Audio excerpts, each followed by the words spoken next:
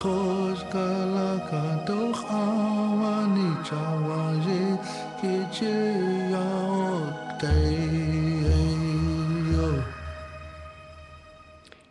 92 23 95 20, vos interventions en direct à l'antenne. Nous accueillons tout de suite Paul. Paul, bonsoir. Bonsoir. Bonsoir. Bonsoir à l'intervenante également. J'ai pas retenu votre prénom. Isabelle. Karine. Karine. Bonsoir, Ah, d'accord. Paul. Bonsoir. Je croyais avoir retenu Isabelle. J'avais noté un Isabelle. Il a été cité. Ce prénom a été cité dans la soirée, n'est-ce pas? Je ne sais pas, peut-être l'astrologue, non Irène Andrieux, l'astrologue. J'ai cité Noémie Pémal, qui est l'auteur du Isabelle livre Peloux, ça me d'origine. revient. Isabelle Peloux, voilà, c'est l'école des Amanins. Directrice de l'école du Colibri au centre agroécologique des Amanins. J'ai trouvé Voilà. ça sur Internet. Voilà. J'ai trouvé en fait donc une bande-annonce du film, pas le film lui-même, hein, n'est-ce pas? Oui, ce film réalisé par Anne Barthes est un bijou, c'est de l'émotion pure, c'est un enseignement pour tous les acteurs, alors les enseignants, hein, mais aussi les parents, c'est un film magnifique, hein. Vous pouvez le trouver sur le site de l'école des Amanins, vous pouvez le commander, ou bien sur le site d'Anne Barthes, B-A-R-T-H. Et comment va se passer la vie de ce film? Il a vocation à avoir une vie commerciale, je suppose, pour permettre aux gens de vivre simplement déjà? Ben là, il faudra poser la question aux Amanins et à Anne Barthes. Je sais que Anne Barthes, la réalisatrice, s'occupe de la communication, de la diffusion. Il n'est pas prévu pour l'instant, je crois, hein, de diffusion en salle, comme ça peut être le cas pour le film de Colin Serrault, par exemple. Solution locale pour un désordre Voilà. global. Je n'ai pas entendu parler de ça pour l'instant, mais elles sauront beaucoup mieux vous répondre que moi, hein. Mais moi, en tout cas, je sais que c'est un film très précieux. Encore une fois, il prouve que oui, on peut. Il y en a qui le font, à nous de le faire. J'aimerais pouvoir vous interpeller par votre prénom, excusez-moi, j'ai encore oublié. Karine. Bien. Alors, je voudrais vous parler de quelque chose qui m'a été inspiré par une rediffusion récente, une émission enregistrée avec Lisandre comme animateur. C'était sur le sujet de Nao, un robot. Et ça a un rapport avec l'expérience de transmission du savoir et aussi avec le côté émotionnel. Et ma recherche m'a amené à me poser des questions sur ce que c'est que ce projet Nao, quel est le projet qui est derrière en fait. Alors, je vous livre le fruit de ma réflexion. Oui. Donc j'ai regardé un ensemble de vidéos, la moitié à peu près je dirais, des vidéos qui sont disponibles sur le site aldebaran-robotics.com, donc la société française qui produit ce robot Nao, hein, un petit robot, on peut dire humanoïde, 2 jambes, 2 bras, une tête, un tronc, de environ 55 cm de hauteur, hein, à quelques centimètres près. Mm-hmm. Et donc, ayant regardé la moitié de ces vidéos, j'ai l'impression, alors je regarde mes notes en ce moment, là voilà.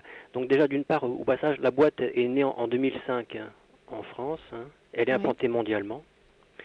Voilà. Et donc ce que j'ai pu observer, c'est la chose suivante. Un énorme facteur de risque de manipulation derrière un propos alors je ne sais pas s'il est psychologue ou quel titre il avait de docteur dans une matière liée à la psychologie, dans une université américaine de mémoire.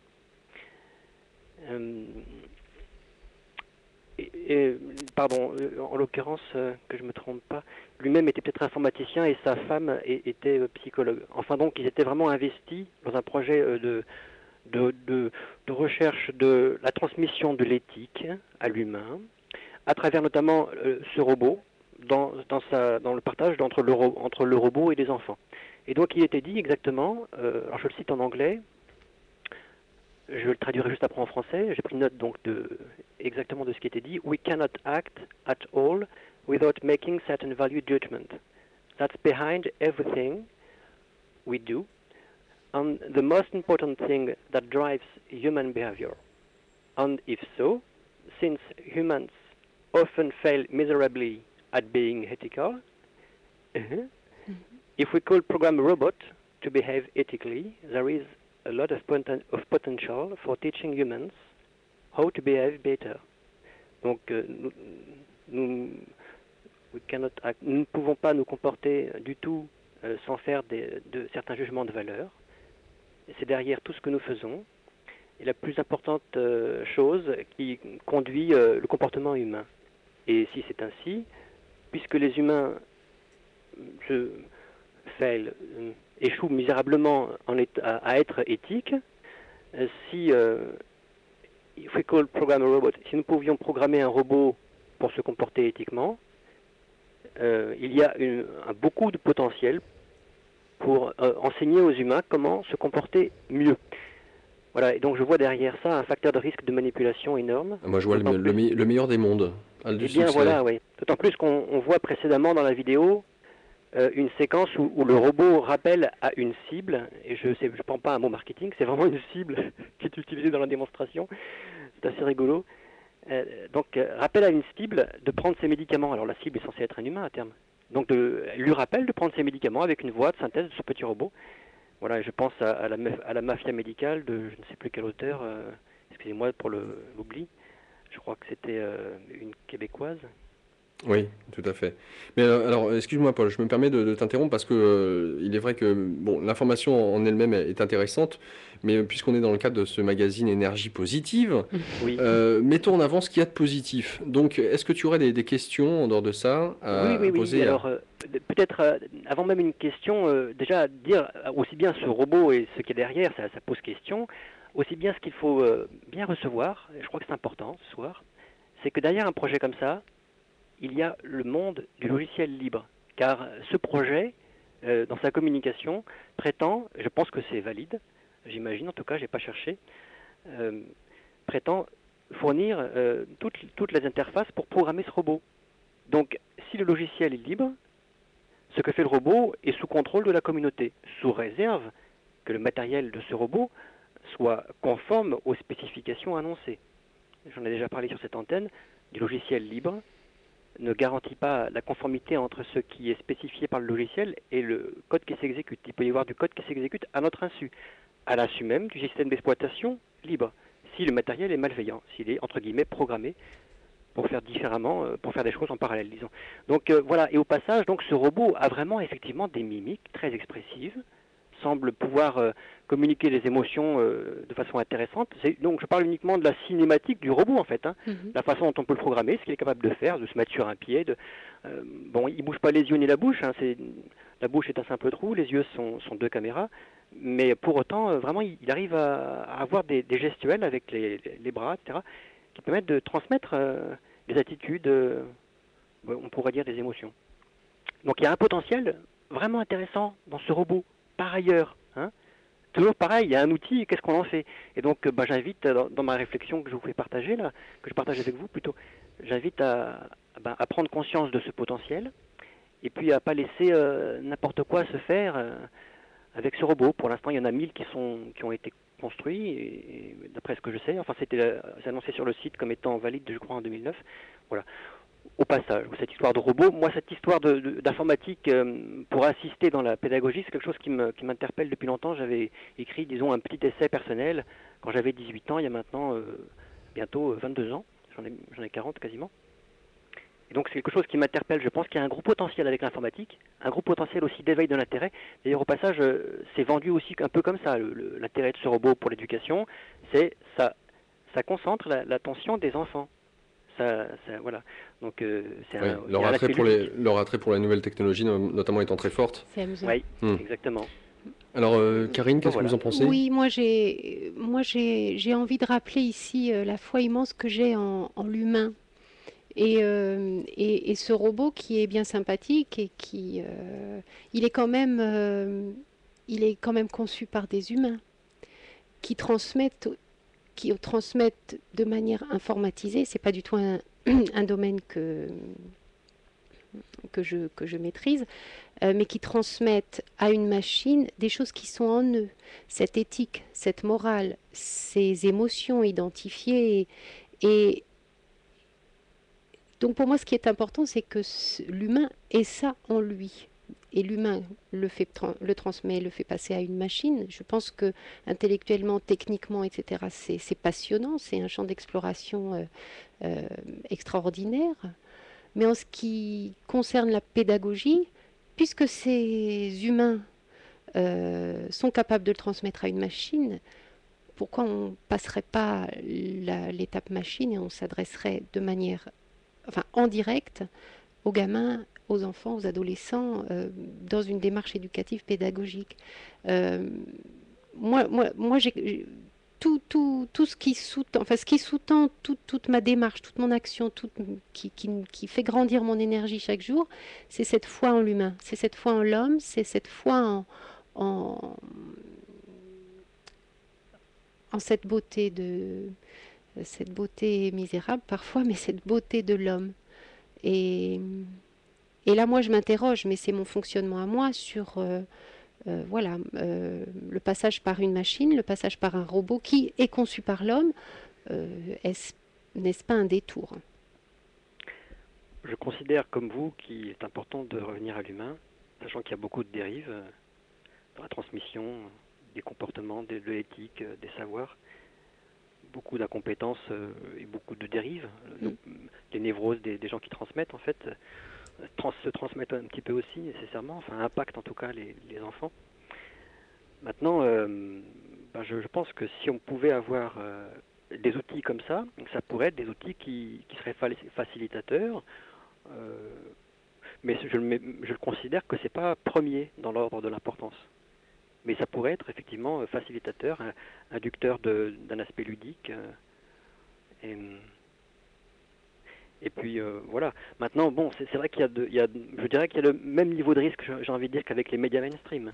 Hein, des questions de manipulation en jeu, puisque, comme vous l'avez très bien dit, c'est tout à fait ça, bien que vous ne soyez pas experte, il faut simplement le comprendre. Le robot se comportera comme il sera programmé, avec, pourquoi pas, des algorithmes qui font qu'on arrive à y mettre un petit peu d'intelligence artificielle. C'est un domaine de la connaissance en friche, hein, un domaine de l'informatique qui est en émergence depuis 25 ans, disons, mais qui est quand même, on pourrait dire, encore balbutiant. On ne sait même pas encore interpréter du langage naturel qui aurait été écrit par quelqu'un, par programmation. Oui. On ne sait pas en tirer le sens avec un algorithme. Par exemple, ça nous permettrait, si on savait le faire, d'avoir un moteur de recherche qui répond à des requêtes exprimées en langage naturel plutôt que des mots-clés qu'on met. C'est pas possible, c'est pas l'état de l'art. Donc c'est dire qu'on est loin du compte. Mais voilà, aussi bien on pourrait aller aussi loin que ça, l'intelligence artificielle, aussi bien on peut rester plus en amont, plus en retrait avec des prétentions moindres, juste des comportements de ce robot qui sont programmés, des façons de réagir à l'environnement. Parce que quand même les caméras peuvent percevoir les formes, hein. On peut aller assez loin déjà dans le... bon, donc il y a là... Ce serait bien alors de le programmer cerveau droit. Eh bien, pourquoi pas, oui, effectivement, oui. Hein, moi je dirais pour partie cerveau droit et pour partie...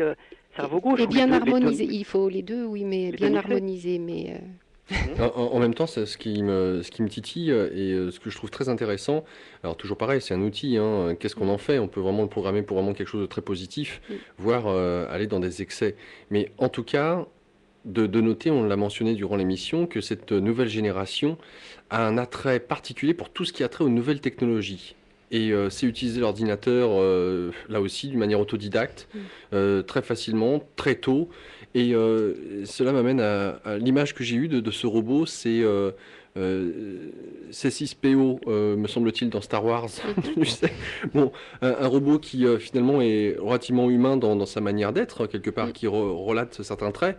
Et pourquoi pas peut-être effectivement avoir des enfants qui trouvent un certain ludisme, je ne sais pas si ça se dit d'ailleurs, à trouver chez un robot une manière d'apprendre. Pourquoi pas, ça pourrait être intéressant, encore une fois, si c'est bien cadré, si je puis dire, pour éviter les déviances. Un robot qui ne hausse jamais le ton, un robot qui reste toujours centré, qui est dans l'écoute et le respect.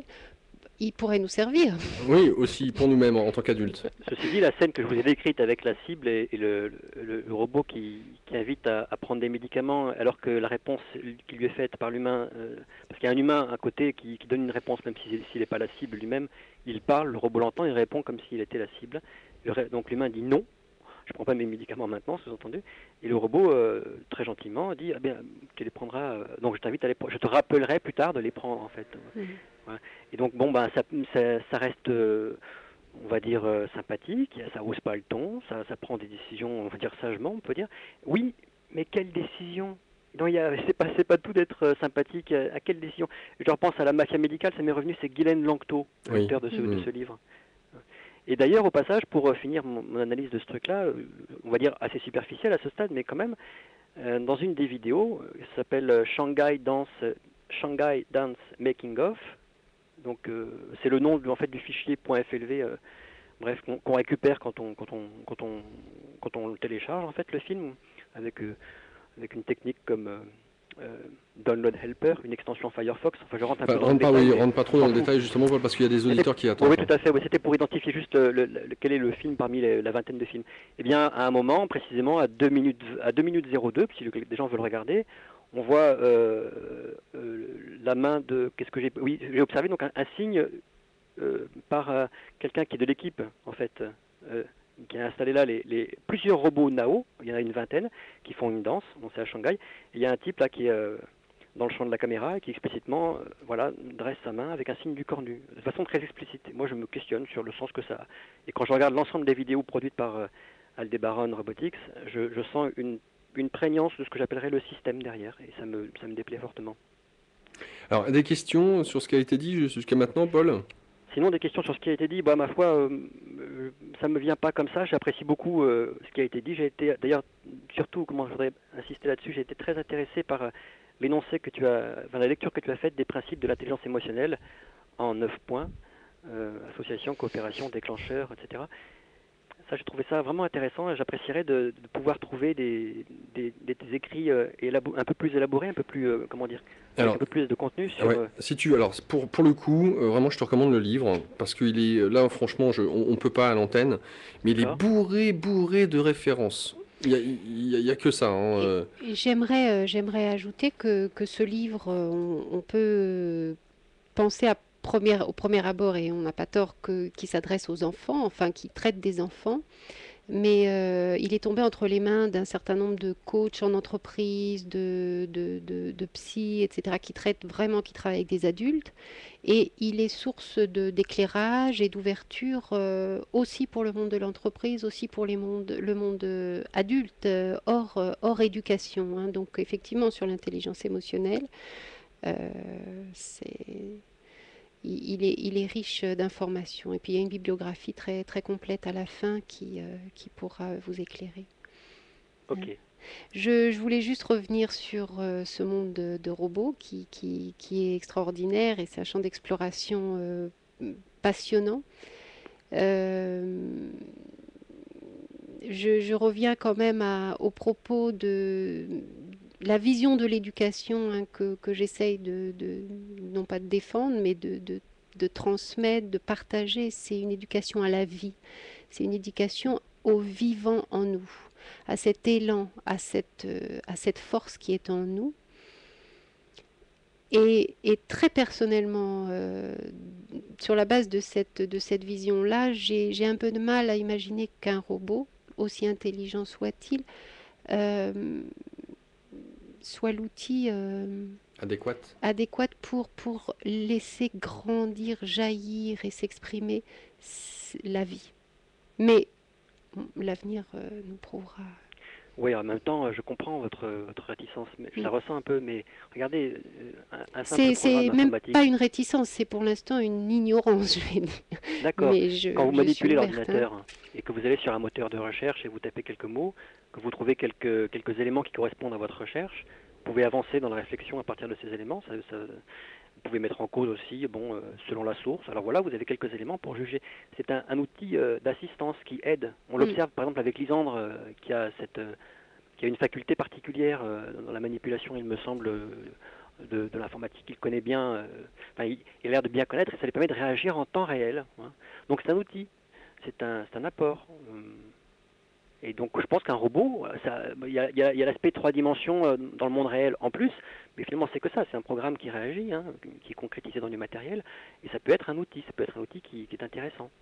Ça On peut. parle de la vie là aussi, hein, ça peut être un outil qui peut aider. Imaginez, vous baladez dans votre jardin aux Amanins, Vous avez ce petit robot qui est intelligent, qui est à côté de vous. Je ne connais pas les Amana, mais un jour j'irai y faire un tour. Moi non plus, je ne le connais pas, je le cite comme ça. J'en ai entendu parler à plusieurs reprises dans le cadre de Colibri, puis vous en avez parlé un peu tout à l'heure. Oui. Et ce petit robot pourrait vous aider dans le diagnostic de la Terre. Vous pouvez imaginer ça, c'est possible. On peut très bien imaginer qu'il y ait des capteurs de pH, d'hygrométrie et autres, et un programme d'intelligence artificielle qui intègre donc en fait le savoir-faire de quelqu'un comme Pierre Rabhi, qui aura été modélisé. Alors bien sûr, ça Modéliser s'affine. Pierre Rabhi. Et oui, modélisons Clonons à l'infini Ah Pierre oui, mais Rabhi. pourquoi pas? Mais pourquoi pas? Il ne s'agit pas de cloner, il s'agit de modéliser le savoir-faire. Modélisons le savoir-faire des experts. C'est vraiment un avenir dans l'informatique qui est intéressant. Ça nous permettrait, sans être experts nous-mêmes, d'abord d'apprendre plus vite avec l'assistance de l'intelligence qui a été modélisée, qui est là, qui se présente à côté de nous et qui nous guide, qui nous donne un guide, mais non pas qui nous impose sa loi non plus, hein, il ne s'agit pas de ça. Mais ça peut être un guide dans lequel on prend confiance. Si on a confiance que le savoir-faire a été modélisé correctement par une communauté et que vraiment ce qu'on a à disposition là est conforme aux spécifications qui sont prétendues là sur le site web associé, dans le document associé, ça peut être vraiment intéressant. Moi, je serais ravi de pouvoir demain cultiver mon jardin en étant associé avec l'aide de robots qui m'aident à prendre des bonnes décisions, ou qui le feront à ma place s'ils savent faire et si je prends confiance en eux. Voilà. Merci à toi, Paul. Merci à vous. Merci. Au revoir, bonne fin de nuit à toi. Bonne fin de nuit. Et nous accueillons Faisal. Faisal, bonsoir. Oui, bonsoir à tous. Bonsoir. Bonsoir à madame, bonsoir à Paul. Paul nous a quittés. Nous t'écoutons. Oui, je comprends. On t'écoute, Faisal. Oui, oui. Alors, pour Titeuf, c'est pas juste. Donc, madame Pas a dit juste. que Chose, c'est pas juste. Oui. C'est pas juste, voilà, exactement. Voilà. Donc, ça, c'était une des références. Voilà. Parlons d'enfants maintenant. Les enfants, ils connaissent des choses que des gens, ils ont passé leur vie à théoriser. Hein. Le principe d'Archimède, par exemple. Hein. Les enfants, ils vont avoir un cours d'1 jour, de 2 jours. Archimède, il a passé sa vie. Tu veux en venir où, Faisal? Voilà, donc je veux en venir à tout ce qui touche aux enfants. C'est de la pâte à modeler, de toute façon, donc on les modèle. Vous me suivez ou non? Allez-y, continuez. Je vous suis. Oui. Par rapport aux valeurs qu'on va leur donner. C'est parce qu'on leur enseigne, c'est les valeurs qui comptent. Quand quelqu'un qui se fait un être humain dans le monde. Alors, excuse-moi, Faisal, je me permets de couper parce que, encore une fois, je vous ai invité, avant que vous interveniez, à venir poser des questions. Que vous ayez des réflexions, ça va bien, mais si je sens, et là c'est ce que je ressens, que ça va commencer à s'éterniser, ça ne va pas pouvoir le faire. Donc, que tu puisses faire une petite intro pour poser ta question, pas de problème. Mais que tu énumères ce qu'on a dit durant l'émission, on ne va pas refaire en boucle l'émission avec tes mots, ça ne va pas le faire non plus. C'est pourquoi je te demanderai de poser ta question. Si tu veux y faire une intro avant, pas de souci, mais pose ta question. D'accord, ma question est très facile. Comment on peut faire des enfants avec les valeurs fausses qu'on leur donne? Par exemple, donner la peine de mort à des gens et dire aux enfants que, oui, la peine de mort elle est nécessaire en quelque sorte. Combien d'enfants ils ont suivi cette peine de mort qui a été donnée il y a quelques jours aux États-Unis? Hein? Comment on peut leur dire que voilà, vous comprenez ce que je veux dire? On ne peut pas leur donner deux choses, une chose fausse et vouloir leur donner les principes d'une beauté du monde qui est déjà fausse au départ, quoi. Voilà. Je pense sur ce sujet très particulier de la peine de mort et de l'application dans certains pays encore de la peine de mort, ils ont leur ressenti par rapport à ça. Et je ne peux pas imaginer qu'un enfant dise c'est juste, c'est mérité, en parlant du fond de son cœur, du fond de son âme, sans avoir été modelé, sans que sa parole ait été modelée par l'adulte qui l'accompagne ou les adultes qui l'accompagnent. Donc, encore une fois, ce qu'on disait tout à l'heure, c'est vraiment parler avec eux, échanger. et faire grandir en eux cette sensibilité qu'ils ont déjà immense, mais les aider à la verbaliser, à la concrétiser par la parole. Quel est ton ressenti sur cet événement? Enfin, comment tu ressens, comment tu te sens par rapport à Alors, ça? Et en parler. non, mais Et excuse-moi. voilà, ils font Oui. leur tri, ils font leur chemin. Donc, ils Le doivent monde n'est pas analyser. beau, le ils- monde n'est pas, le monde, l'humain est fondamentalement, est non, mais beau, ils mais doivent son d'abord expression n'est pas accepter. belle. Quoi? Pardon? Le monde est fondamentalement beau, l'humain a cette lumière en lui, mais l'expression aujourd'hui, l'expression de plus en plus est très laide et très Donc, ils doivent sombre. accepter la peine de mort. Et après, ils peuvent nous donner leur avis. Et puis, nous, on est là derrière pour l'expliquer que, Mm. bon, certains pays, dans un certain territoire, de toute façon, c'est sur la terre, la peine de mort, et elle existe pour des gens, ainsi de suite, ainsi de suite. C'est inacceptable. Si déjà on part de ce principe-là pour les étiqueter, c'est mal foutu. Ce sera don pour don, et ainsi de suite, ainsi de suite. Alors, je reviens sur ce qu'on a pu dire, Farsal, durant cette émission. Il s'agit avant tout, à travers ces nouvelles générations, ce qu'elles nous demandent directement, c'est de faire un travail sur soi. Est-ce que je ne sais pas si tu as eu l'occasion d'écouter ces propos-là, mais ils sont extrêmement importants. C'est-à-dire que les enfants, intuitivement, ressentent le décalage qu'il y a entre les propos qu'on peut avoir et les actes que l'on fait. Et qu'ils ne rentrent pas, ils ne sont pas dupes. Très tôt, très jeunes, très vite. Alors après, on peut forcer, conditionner avec beaucoup de force un enfant. Ça, c'est clair et net. De même qu'on peut le faire peut-être avec des animaux. C'est une chose. Mais au-delà de ça, l'enfant, lui, intuitivement, il sait le décalage. Il sait ce qui est vrai, ce qui est faux. Donc, si il y a quelque chose à faire, on en revient à ce que je disais juste avant, qu'on a pu aborder durant l'émission, c'est faire ce travail sur soi. Il y a qu'en étant cohérent dans ses propos, donc dans ses pensées, dans ses paroles et dans ses actes, qu'on peut donner le meilleur de nous-mêmes aux enfants pour que eux-mêmes, par la suite, prennent exemple sur nous-mêmes.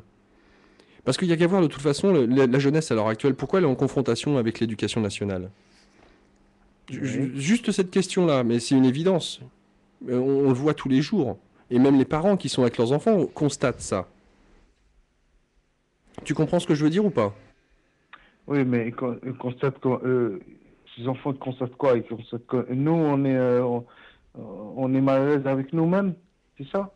Que beaucoup de personnes, peut-être pas nous, mais beaucoup de personnes, ils sont mal à l'aise, qui connaissent pas leur propre voix. C'est ça qui pensent les enfants, c'est ça? Moi, je pense qu'il y a beaucoup de mauvais. Ils le ressentent, ça c'est clair, ils le ressentent, ils C'est une ressentent. question de stress. Ça existait dans les manipulations qu'on fait les animaux, pour des protocoles, tout ça. Le niveau de stress, il est tout à fait ressenti par toute action, de toute façon, que ce soit les enfants ou que ce soit l'environnement, ils sont tout à fait le stress que nous avons, bien sûr. En fait, des fois, c'est très compliqué à dire parce qu'il y a des bonnes choses qui sont très très bien. Quand on a parlé de la métaphore des robots là que Paul a parlé, les robots, c'est quoi? Excuse-moi, On est parti Faisal. loin. Faisal, Opportunité, spirit, tout ça, c'est ça a été. Faisal, je me permets de te couper. On va arrêter là parce que là aussi, il ne s'agit pas de. Alors, comment est-ce que je pourrais dire ça? À travers la venue de Karine, il ne s'agit pas de convaincre. On ne va pas partir dans des sujets philosophiques, etc. C'est vraiment pas le but. Encore une fois, je rappelle à vous, auditeurs qui nous écoutez, si vous avez des questions, vous êtes vraiment les bienvenus. Après, si vous n'avez pas eu connaissance, que vous souhaitez philosopher sur l'éducation et du rapport à l'homme avec ses parts d'ombre, sa lumière, là on peut aller jusqu'au bout de la nuit sans problème, mais c'est pas la thématique de l'émission ce soir, vraiment.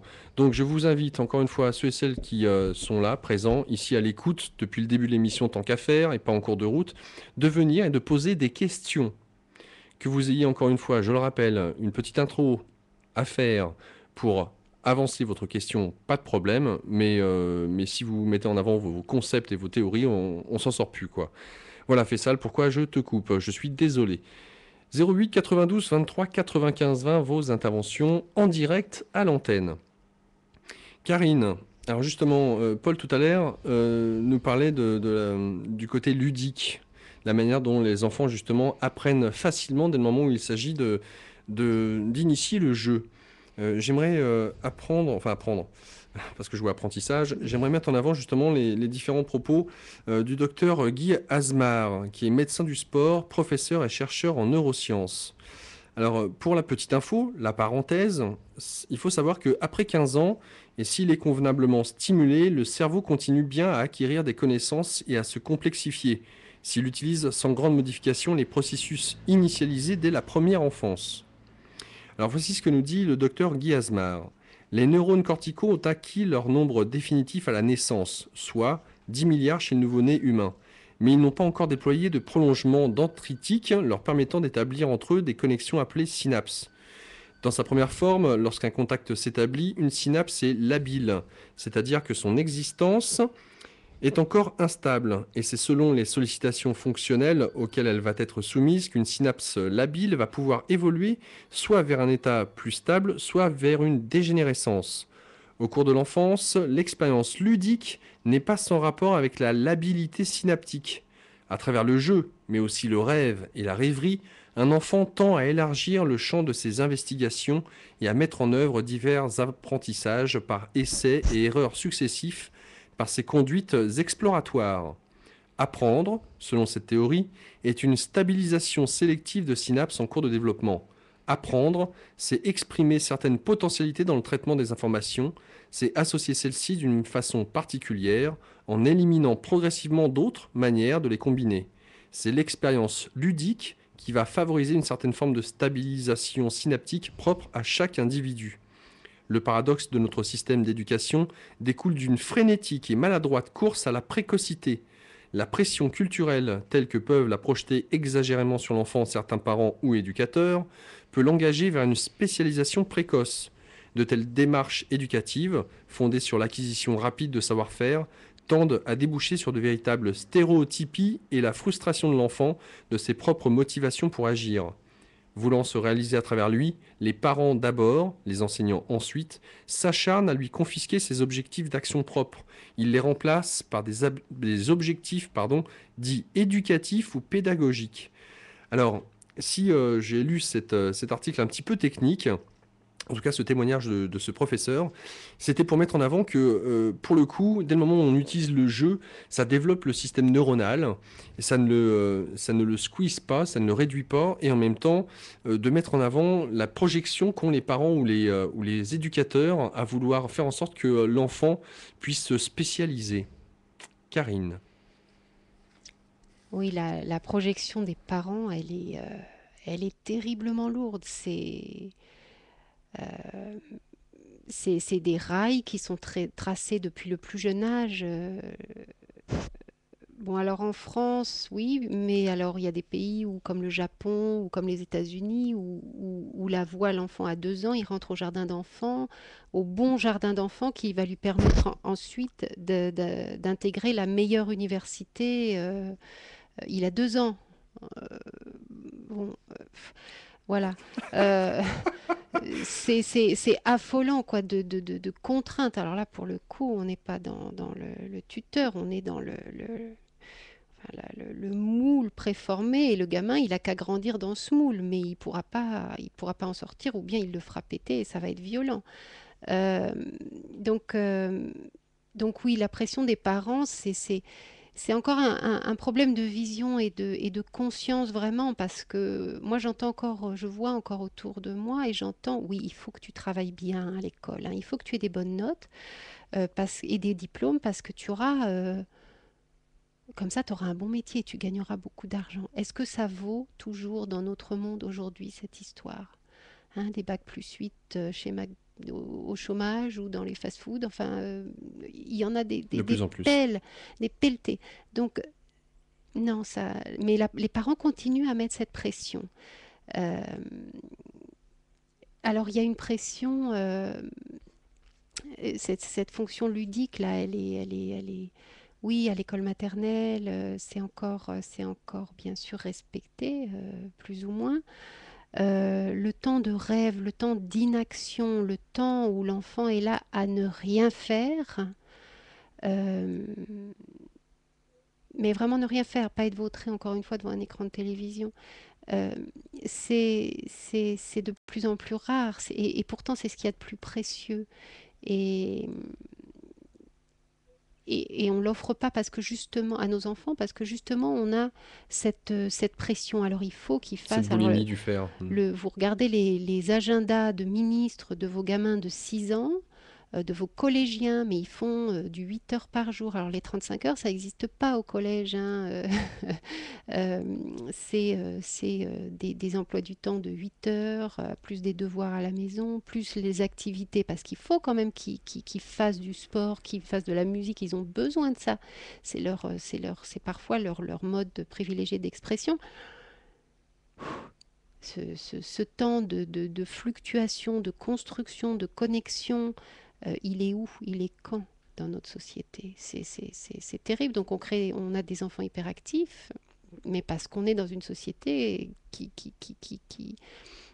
qui encourage ça quelque part depuis leur plus jeune âge, hein. Et ça, c'est un équilibre à trouver pour nous parents, hein.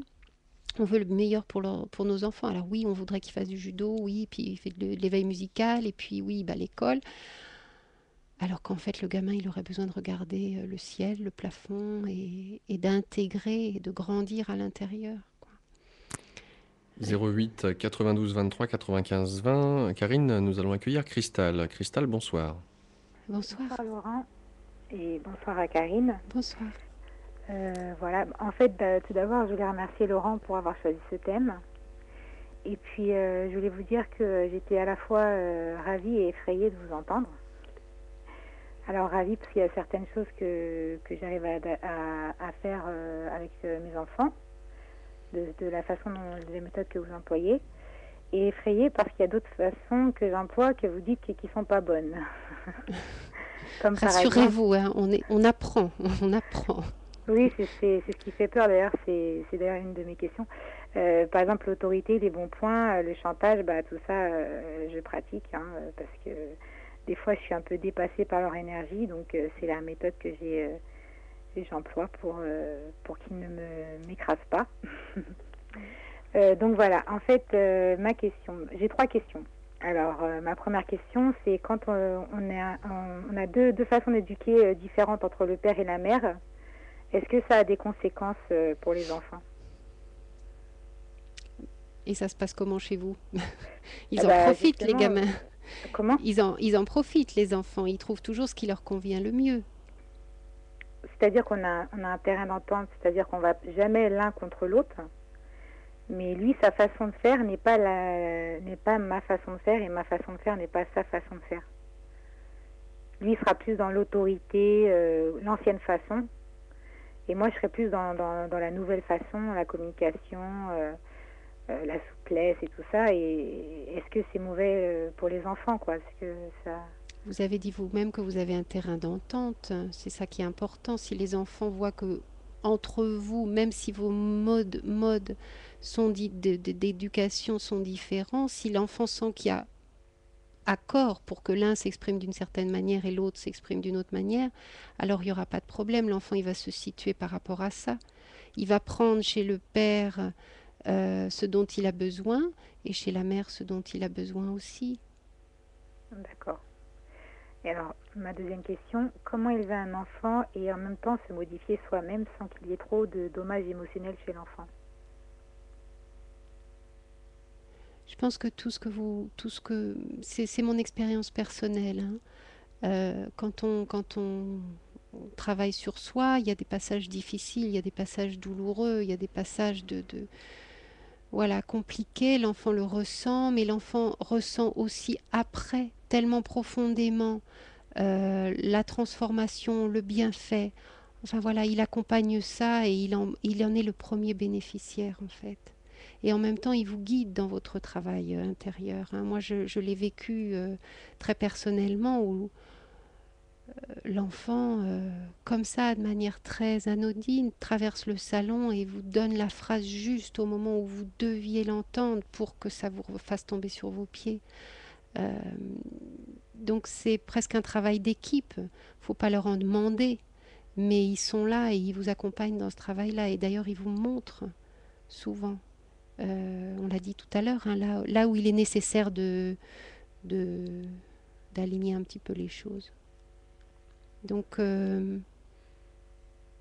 D'accord. voilà, puis on- on dit beaucoup, et ça j'en suis convaincue, que les enfants, parfois c'est compliqué à vraiment voir, mais que les enfants choisissent la famille où ils naissent, hein, Ouais, parce c'est qu'il y a vrai. un travail commun à faire, hein, c'est des contrats.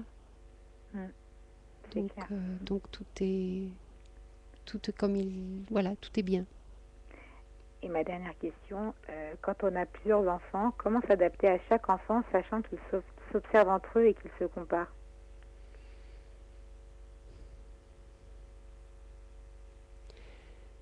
Par le cœur, hein, c'est le cœur qui vous dit. Il faut vraiment avoir confiance en ça, pas trop réfléchir.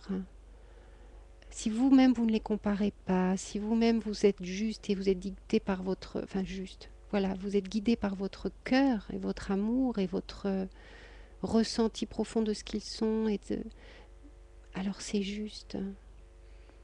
Et vous estimez jusqu'à quel âge, à peu près l'âge où on doit toujours répéter, éduquer, guider, c'est jusqu'à quel âge, c'est à votre avis?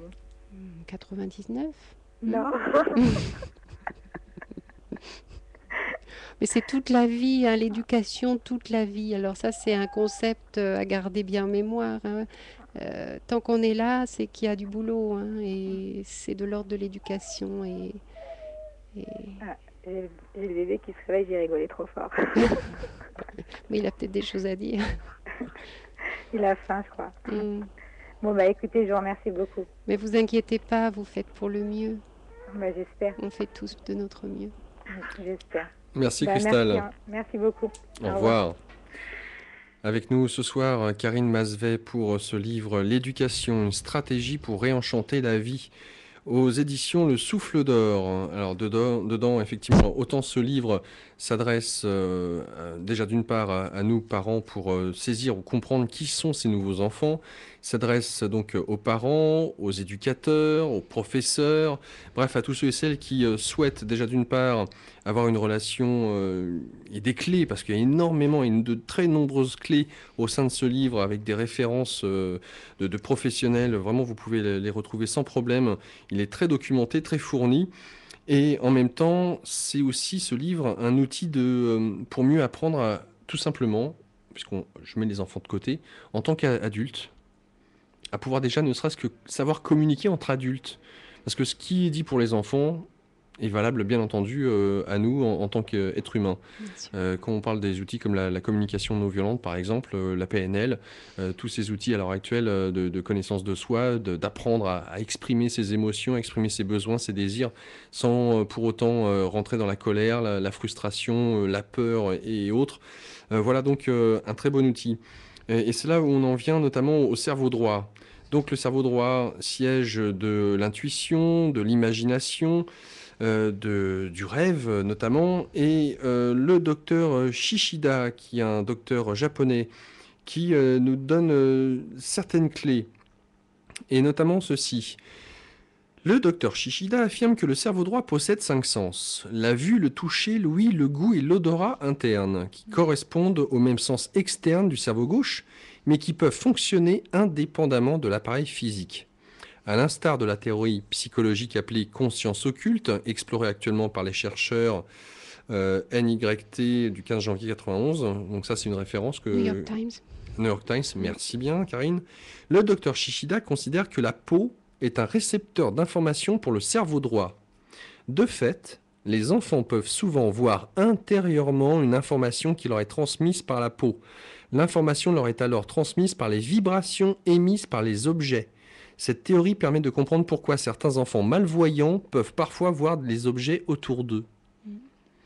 Donc cette hypersensibilité, on en revient, et de la possibilité pour le cerveau droit, de pouvoir être élargi au niveau de sa conscience, ouvert vers tous les sens et de l'information qui circule, les vibrations d'une manière générale, peuvent véhiculer effectivement des images pour ces nouveaux enfants et notamment le développement de l'intuition. C'est pour ça que le cerveau droit est relativement bien mis en avant.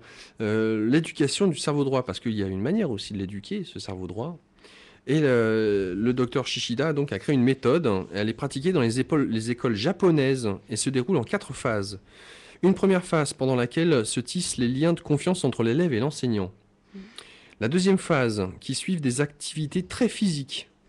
La troisième phase, des exercices de relaxation, de respiration et de visualisation. Et enfin, la quatrième phase sont proposées diverses activités. Alors, ce qui est très intéressant, effectivement, c'est qu'on a pu noter que alors, le cerveau émet différentes ondes, bêta, alpha, theta, delta. Et des différentes découvertes qui ont été faites, on peut s'apercevoir qu'on réussit à faire en sorte de faire passer une information d'autant plus facilement dès le moment où on est en onde alpha, onde de la méditation. Voilà, et onde de la création et de la créativité. On a constaté qu'en fait les enfants aujourd'hui sont très souvent connectés en onde alpha. Nous, les adultes, non. Donc c'est vraiment comme s'ils étaient sur une autre... Voilà, ils sont sur une autre onde, ils sont sur un autre champ de perception, ils sont dans presque une autre dimension. C'est beaucoup plus vaste, c'est beaucoup plus créatif. Ça, conjugué avec donc cette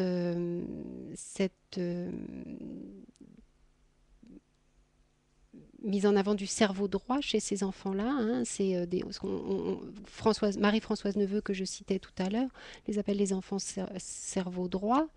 C'est effectivement un développement particulier, beaucoup plus important de l'hémisphère droit, non pas en taille, mais au niveau des capacités et de l'utilisation du cerveau droit, alors qu'on est dans un monde cerveau gauche. Tout a été conçu, la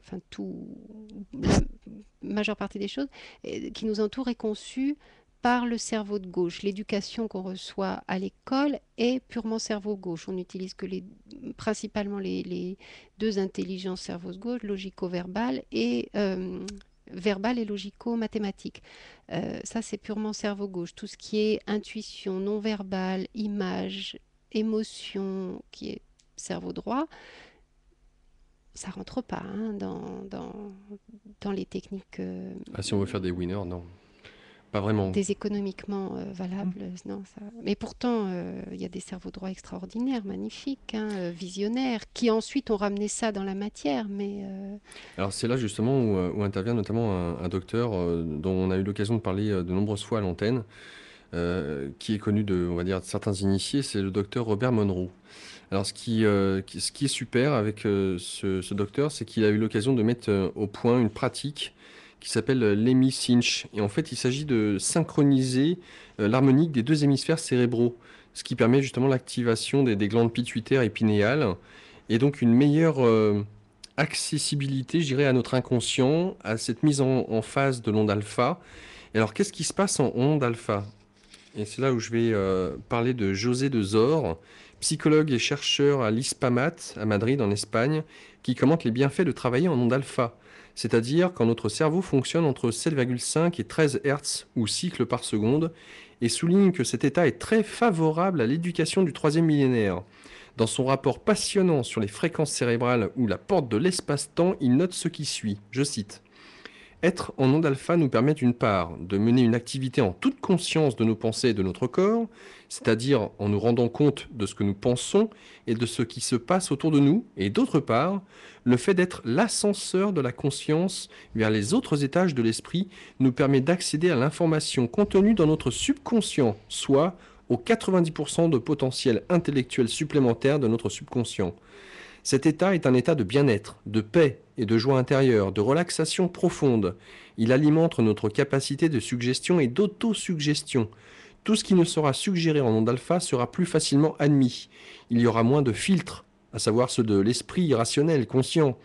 La musique est un instrument très efficace de suggestion et de production de cet état alpha. De fait, de nombreux instruments produisent des vibrations proches de cette fréquence. La contemplation de la mer, le flux des vagues et le son qu'elles produisent induisent également un état alpha. De même, le timbre de voix de certaines personnes, la prière, les parfums, certaines images, symboles, ainsi que les mandalas tibétains. Voici ce que nous dit donc le professeur José Zor, psychologue et chercheur à l'ISPAMAT à Madrid en Espagne. Donc une nouvelle manière d'apprendre est là sans effort et de puiser au sein de notre inconscient. Effectivement, l'Institut Monroe a mis au point un certain nombre de techniques d'enregistrement sous forme de CD. Alors, ce sont des musiques, mais dans ces musiques, il y a Des sons des particuliers. sons particuliers, des harmoniques particulières qui nous induisent cet état alpha. Alors il y a le CD qui va servir à la créativité, le CD qui va servir aux mathématiques, enfin appliqué à un champ d'exploration, un champ pratique assez vaste. Et en effet, ce sont des outils incroyablement précieux, utiles. Alors, José Dezor est donc à Madrid en Espagne, une école à Madrid très éclairée et qui essayait vraiment de mettre en pratique tous ces outils proposés par Noémie Pémal dans ce livre. Mettait dans les couloirs, pendant les récréations, de la musique Monroe. Ils ont eu des gros problèmes. Messages subliminaux, voilà. Alors que les gamins étaient simplement, voilà, un état de bien-être, de paix et de joie intérieure. Là, le subliminal, là, il est plutôt magnifique, induit par ces... Voilà, donc... ce sont des outils qui existent, qui sont disponibles en France. C'est le Harmonic Vision qui les diffuse en France. C'est des outils extraordinaires. Les enfants n'en ont pas forcément besoin parce qu'ils sont déjà en onde alpha, mais pour nous adultes, rentrer dans ces états, rentrer dans cette vibration, c'est quand même une exploration magnifique et très importante. Alors il y a différents outils justement pour harmoniser. On va avoir l'occasion de les voir d'ici quelques instants. Mais juste auparavant, je reviens sur un point, c'est que l'UNESCO a l'occasion, notamment par rapport à l'éducation, de tout ce qu'on est en train de parler, l'UNESCO le préconise. Et oui, ah oui, non, mais faut le savoir, c'est ça qui est comique. Un monsieur très bien qui s'appelle Jacques Delors, on en parle quand même beaucoup de ce monsieur. Il a écrit un rapport pour la Commission internationale sur l'éducation du XXIe siècle auprès de l'UNESCO. L'éducation, un trésor est caché dedans. Alors, 4 piliers qui sont apprendre à connaître, apprendre à faire, apprendre à vivre ensemble, apprendre à être. Magnifique. Donc voilà, ça c'était pour la petite parenthèse, parce que quand même, il fallait le souligner que l'UNESCO... voilà, alors qu'est-ce qu'on en fait ? Qu'est-ce qu'on en fait ? Ah oui, voilà, on est dans un système, c'est un système qui a pas de tête, il est là, il nous plombe tous. En même temps, voilà, des gens comme Jacques Delors, comme Philippe Mérieux, enfin, il y a plein de gens à des postes de responsabilité politique et importants qui ont cette conscience-là, qui soulignent ces nécessités-là. Le système est là et nous paralyse.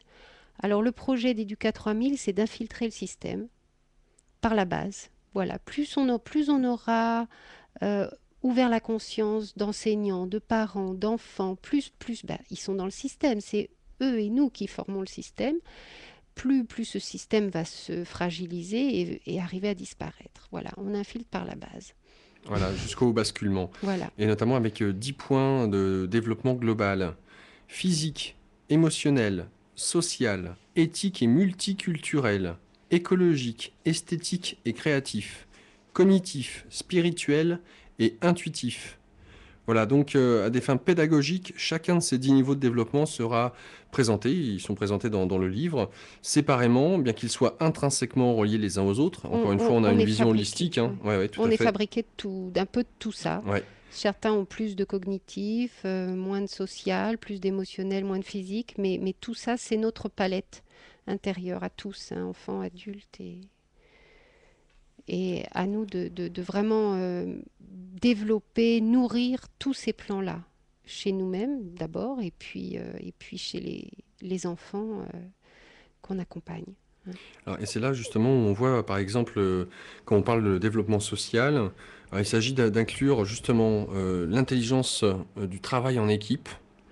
Il est vrai qu'à l'heure actuelle, hein, on aurait tendance à faire en sorte de donner aux enfants cette idée de rivalité, être le meilleur, hein, et donc de stigmatiser ceux qui sont entre guillemets à la traîne ou différents, mais bon, on est tous différents les uns des autres.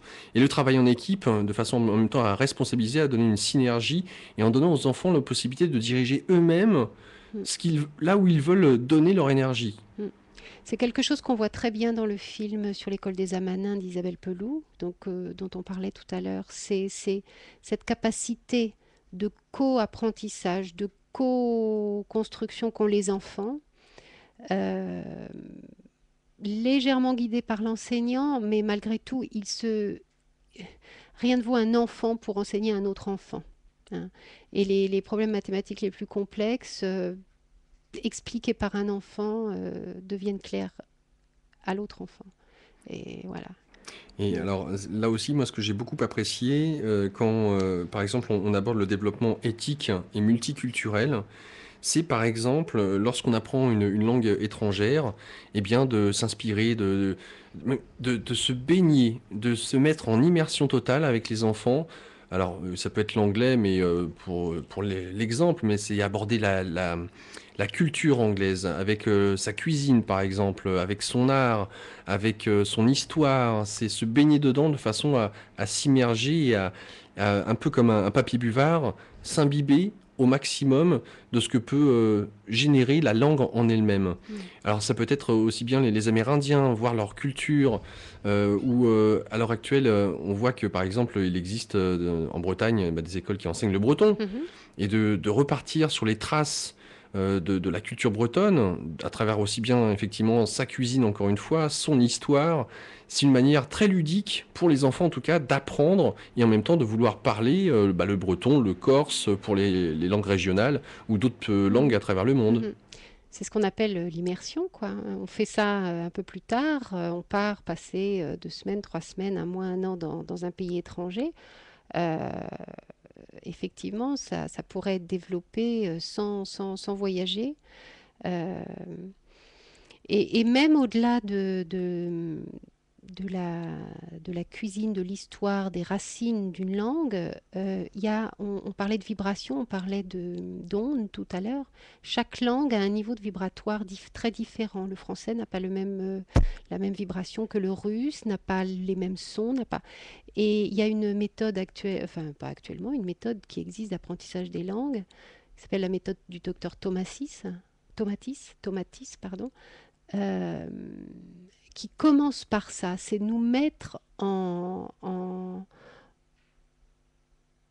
ce niveau vibratoire de la langue qu'on va apprendre. Parce que si on n'a pas déjà ça, ça va être très compliqué. Alors que se mettre dans la vibration, se connecter sur ce niveau vibratoire, il y a déjà un pas immense qui est fait. On est à l'unisson avec la langue.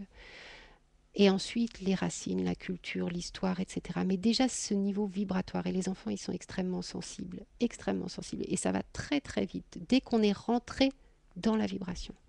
Et en même temps, quelque chose qui va très vite pour enseigner aux enfants, c'est tout ce qui a trait à la métaphore, aux images, les archétypes, les symboles. Alors on parlait du mandala tout à l'heure, ça c'est quelque chose qui est très fort. Et en même temps, ce que j'aime beaucoup, enfin moi c'est là où je me retrouve étant gamin, de ce qui m'a inspiré, c'est étudier la vie des grands héros, des grands chefs. Donc oui, effectivement, ça inspire les enfants, renforce leurs idéaux, leurs rêves, et les aide à prendre conscience de leur vocation, qu'on appellera peut-être, pourquoi pas, mission de vie, projet personnel. Renforcer par exemple de manière systématique l'éthique et la pratique de valeurs humanitaires, tant dans le cadre scolaire que familial. Alors vérité, droiture, hein, avec ces héros, avec ces notions de paix, d'amour, de non-violence. Et c'est là où on va aborder la vie du Bouddha, de Christ, sans pour autant parler de religion, juste de ce que véhicule ces vies. On parlait d'exemplarité tout à l'heure, hein. C'est ça, il y a des existences exemplaires, quel que soit le cheminement, hein. mais il y a des existences exemplaires et c'est très important que l'enfant soit, et l'adulte, mais l'enfant soit nourri, que ses idéaux, que ses rêves, que sa vision soit nourrie de ces énergies-là. Hein. Euh, Le développement spirituel. Toute activité qui fait tendre l'être humain vers une forme de développement physique, émotionnel, mental, intuitif ou social est par essence de nature spirituelle. Alors, je ne sais pas c'est une citation dans le livre, page 151, je ne sais pas de qui est cette citation. Mais en tout cas, je la trouve très intéressante. Alors, effectivement, il est donc, de par là même, nécessaire d'aborder tout ce qui est, dans le cadre de l'éducation, des moments particuliers avec les enfants qui renforcent la connexion avec l'essence de vie en chacun de nous, qui amènent les enfants à l'extérieur dans des lieux de grande beauté naturelle, et là aussi le silence, accepter le silence, la contemplation avec les enfants. C'est vrai qu'on n'a pas, effectivement, on a survolé tout à l'heure le fait de pouvoir aborder le silence, mais le silence c'est aussi une forme de méditation, Tout à c'est fait. l'occasion de se mettre en onde alpha, Tout à encore fait. une fois, et de pouvoir sentir plus que d'essayer de comprendre ou de rationaliser les choses. Et la visualisation est aussi un outil très développé dans cette nouvelle éducation. Mm. Et on obtient avec la visualisation des résultats impressionnants. Les enfants partent dans un état de conscience modifiée, de connexion de manière très facile. Il suffit de les faire visualiser une flamme de bougie et ils sont partis dans des explorations magnifiques. C'est pour eux très facile en effet. Hein, donc cette reconnexion avec la vie dont on parle, c'est vraiment ça. C'est leur donner l'espace pour se reconnecter à la vie, à eux-mêmes. Ils sont eux-mêmes d'ailleurs dans une forme d'unité par rapport à la nature, par rapport au cosmos. Enfin, il y a quelque chose d'inné qu'ils n'expriment pas véritablement, mais ils sont pleinement dans l'unité. Et c'est à préserver. Vraiment, c'est à préserver. Mm. Et alors, là, on va passer effectivement aux outils. Et il y en a de nombreux. Alors, par exemple, pour Cristal, ou tous ceux et celles qui nous écoutent pour leurs enfants, mais aussi à appliquer tout simplement en tant qu'adulte. Parce que on parle effectivement de la visualisation, on parle de la méditation, mais il n'y a pas que ça. Il y a vraiment d'autres outils qui peuvent vraiment permettre de nous amuser, nous, déjà en tant qu'adultes. Donc, forcément, si on le transmet avec le cœur et avec la joie auprès des enfants, ça va très très vite. Ils sont très demandeurs de ce genre de choses. Que cela soit de réaliser des mandalas, faire de la cuisine. Ça peut être notamment faire des danses ou le brain gym. Est-ce que tu peux nous dire ce que c'est que le brain gym? Alors la Brain Gym, c'est un Américain, Paul Denison, qui a mis au point cette technique alors de gymnastique cérébrale. Alors c'est un nom un petit peu barbare. Euh, c'est en fait une série de mouvements du corps, hein, des jambes, des bras, des mouvements croisés qui vont amener la personne qui pratique ces mouvements à un centrage, à une concentration, à une capacité d'affinement de sa réflexion. Voilà, c'est très simple, c'est à la portée d'absolument tout le monde. Ça a des bienfaits immenses sur tous les fameux 10 d'aujourd'hui, les 10 praxiques, les 10 orthographiques, les 10 lexiques. Dysfonctionnement. Tous les 10. Il y avait, mais l'année dernière, à Paris, j'ai vu afficher sur les panneaux lumineux de la ville de Paris, il y a eu même une journée des 10 maintenant à Paris, hein, parce que c'est vraiment, oui, les 10 quelque chose, ouais. il y en a développé. La Brain Gym, voilà, est une pratique physique qui met en harmonie, on parle encore des hémisphères Ouais, en cérébraux plus. et qui aligne les énergies. Voilà, donc ça peut aider pour les problèmes d'apprentissage. Un petit coup de brain gym avant de rentrer dans une séance de devoir, d'écriture, de travail de concentration, c'est très bénéfique. Alors, je reviens à la visualisation, parce que j'ai retrouvé justement la page qui correspond. C'est Shakti Gawain, auteure. C'est une femme, experte en visualisation créative et pionnière du fameux mouvement conscient. Voici ce qu'elle nous dit. La visualisation créative est l'art d'utiliser les images mentales et les affirmations pour induire des changements positifs dans notre vie.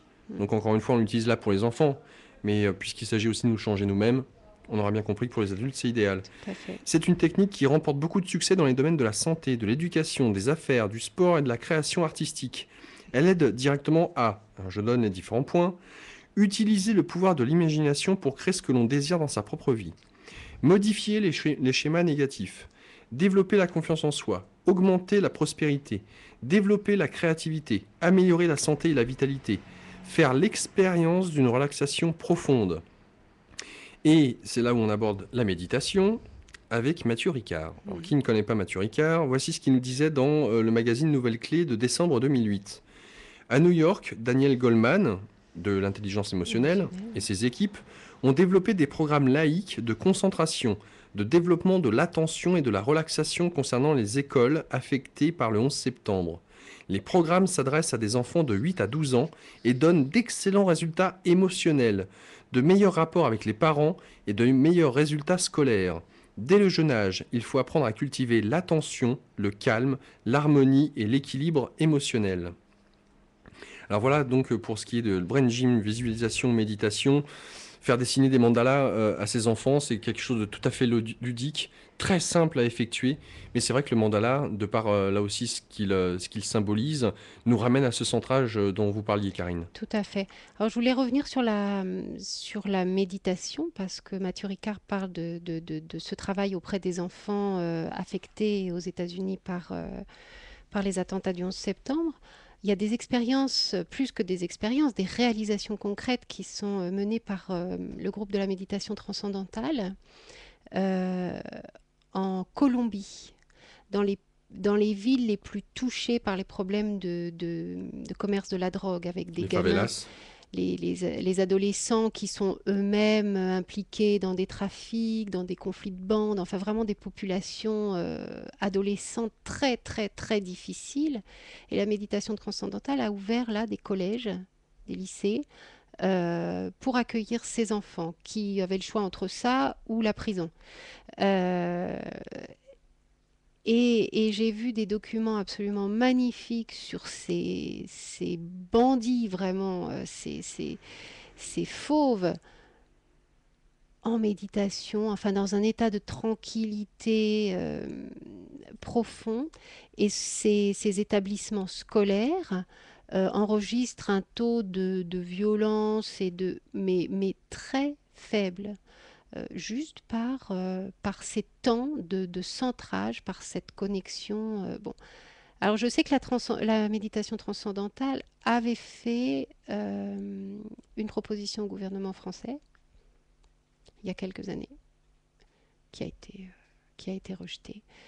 Et pourtant, en Angleterre, les très grandes écoles de l'élite, certaines très grandes écoles de l'élite britannique ont des cantines végétariennes et pratiquent la méditation avant chaque entrée de demi-journée.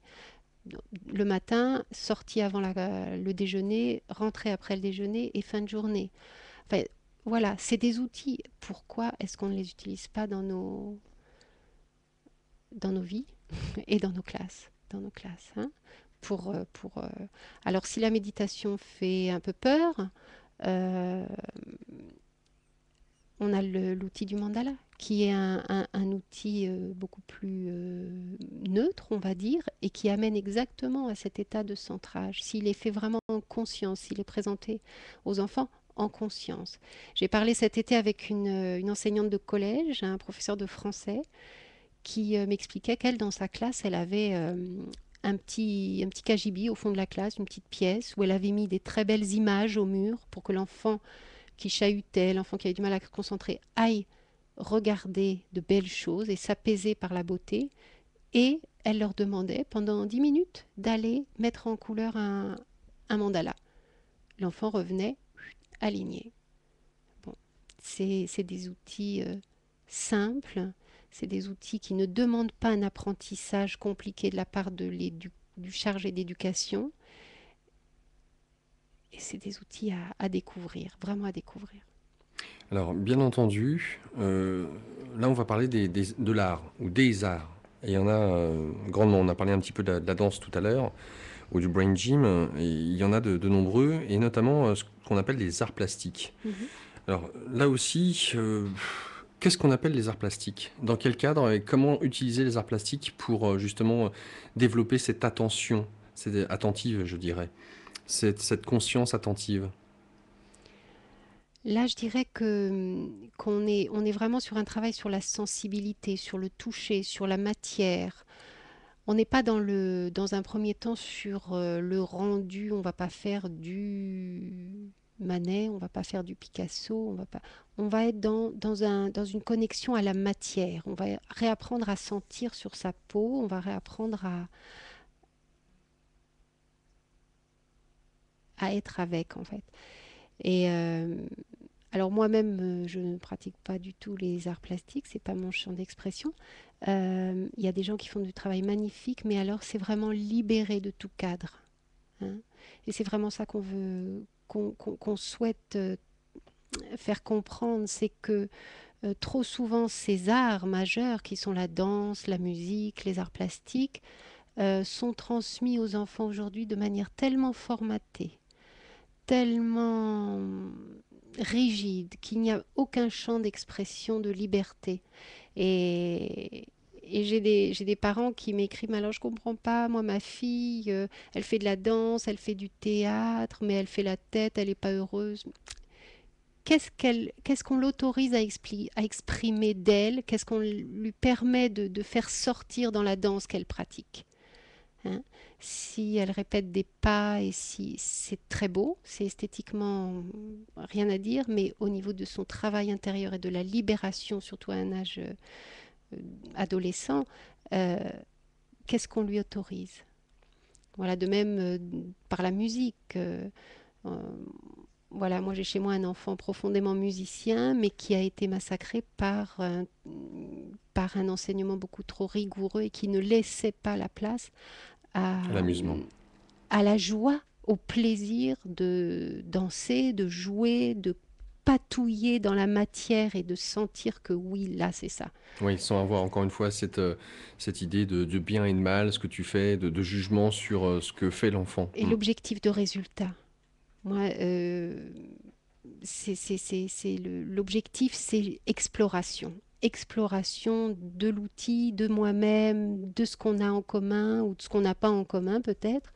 Euh, voilà, c'est cette liberté qui semble importante. On a mentionné tout à l'heure le contact avec la nature et le vivant.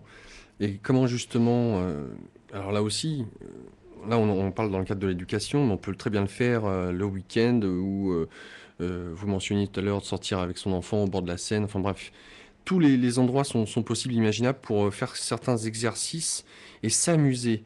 Exemple, réaliser des exercices de réveil des pieds. Il s'agit en général de massage. Marcher pieds nus sur l'herbe et différents types de sols. Marcher ou danser comme les éléphants ou comme les chevaux, en appuyant fermement sur la terre, en sentant le poids du corps sur les pieds, en rythme et en connexion avec la terre. Se rouler sur la terre, jouer avec le sable, l'argile. Bon, les mamans aiment moins, bien évidemment, mais bon, est-ce important? Visualiser pardon, la connexion à la terre. Technique de la carotte. Visualiser que les pieds s'enfoncent comme une carotte géante dans la terre, faire pousser mentalement des racines jusqu'au centre de la terre. Les enfants adorent ce genre de Ils adorent délire, ouais. ça et ouais, c'est du délire, du doux délire, mais en même temps, ils en ont vraiment besoin parce que le monde dans lequel ils arrivent, il n'est pas jojo et ils ont tendance ils ont tendance à vouloir s'en échapper, donc ne pas avoir suffisamment de racines. Et ils sont quand même venus pour y vivre et pour y faire quelque chose. Donc voilà, c'est important pour beaucoup d'entre eux de les amener à ce travail de la carotte qui a l'air voilà, drôle comme ça, mais qui est fondamental. Cultiver un jardin, faire pousser des plantes, avoir des animaux domestiques, chanter des sons graves et rythmés en dansant, genre danse africaine. Ouais. Ouais, là, on est bien ancré dans le sol. Mm. Jouer du tambour, tout Mm. spécialement les tambours de peuples indigènes. Voilà, toujours intéressant de pratiquer des activités de percussion ou de rythme. Alors, on peut utiliser avec ça tout ce qui nous tombe sur la main, s'il s'agit de faire du bruit et de faire des rythmes, des cadences. Oui, ils Alors, ont tous ces instruments indigènes, tous ces instruments ancestraux ont ce grand avantage par rapport à nos instruments, à nous, c'est qu'ils sont immédiatement accessibles et on peut tout de suite faire de la musique et on peut tout de suite créer. Vous prenez un saxophone, c'est moins facile, hein. Alors, il y a aussi un élément qui est intéressant avec l'eau, l'importance de l'eau. Oui. Oui, les enfants adhèrent immédiatement aux explications du professeur Emoto. On peut leur faire des expériences.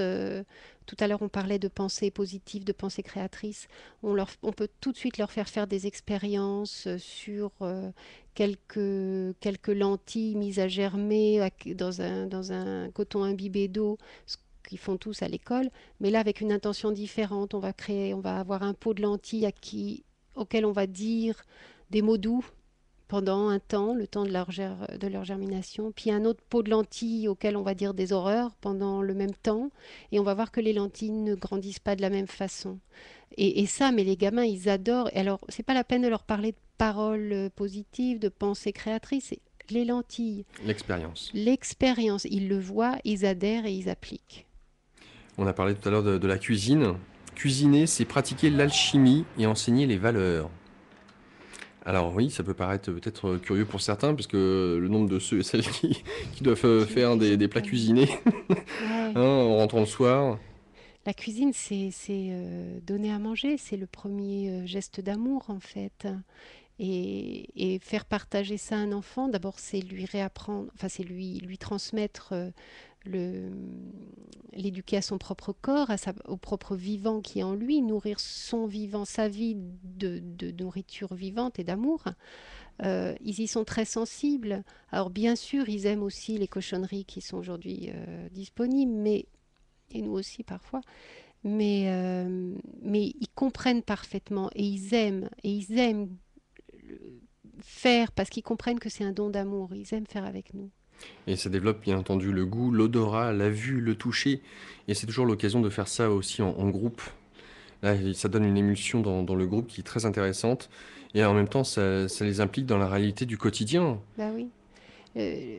On a quand même un problème de temps par rapport à tout ça. C'est sûr qu'on prend parfois des plats tout faits parce que quand même ça va beaucoup plus vite, hein. Il est 21 h, on n'a pas dîné, il faut peut-être accélérer.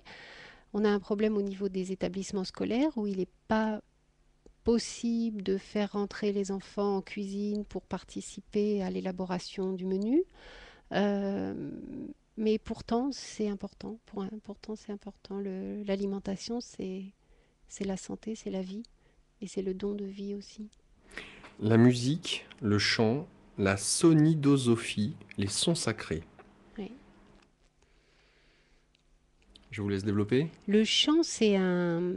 J'ai eu l'immense joie de rencontrer très récemment Marianne Sébastien, qui est une cantatrice, comme elle dit elle-même, alors que c'est une cantatrice magnifique, une chanteuse lyrique, euh, qui propose un travail autour de la voix, autour de la libération de la voix. Une fois que la voix est libérée, l'être est libéré, la vie est libérée. Voilà. Et ce chant, ces sons graves dont on parlait tout à l'heure, ces chants sacrés, c'est une libération magnifique. Et, et c'est un travail qu'on a vraiment l'intention d'intégrer dans la maison d'Éduca 3000 euh, auprès des adolescents, que cette voix puisse sortir. Alors ça va faire mal dans les familles quand la voix sera sortie, mais une fois qu'elle est sortie, qu'elle est libérée, qu'elle est juste, alors la parole devient juste aussi, hein. Et Marianne Sébastien, donc avec son association Voix Libre, fait un travail extraordinaire autour du chant. Mais encore une fois, le chant libre, pas le chant choral, pas le chant retenu, le chant qui vient du plus profond. Et c'est très important pour nous adultes, hein, aussi. On peut aussi aborder le tissage. Alors là aussi, j'imagine que on revoit en image tout de suite quand j'aborde ce verbe de nos grands-mères qui tissaient des pulls en laine, voire des napperons, mais il y a bien d'autres choses, notamment enfiler des perles pour faire des bijoux, tresser un attrape-rêve. Mm. C'est tellement beau. Là, on revient Mhm. encore une fois au mandala. Et Oui, puis réapproprier nos mains parce qu'aujourd'hui, qu'est-ce qu'on fait de nos mains? On ne sait plus rien faire. Et ça, c'est vraiment le très beau discours de Pierre Rabhi qui dit, mais réapprenons à utiliser nos mains par le tissage, par la cuisine, par le labour, par le massage. Mais nos mains sont là, sont des outils précieux. Et bien évidemment, les arts martiaux. Oui, oui, oui. Ça, ça me semble, enfin, c'est voilà une certaine évidence. D'ailleurs, il y a énormément de propositions autour des arts martiaux qui sont faits aux enfants et aux adolescents.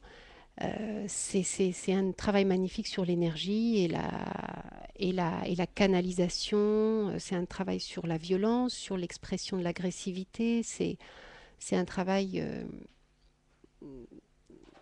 fondamental. Alors,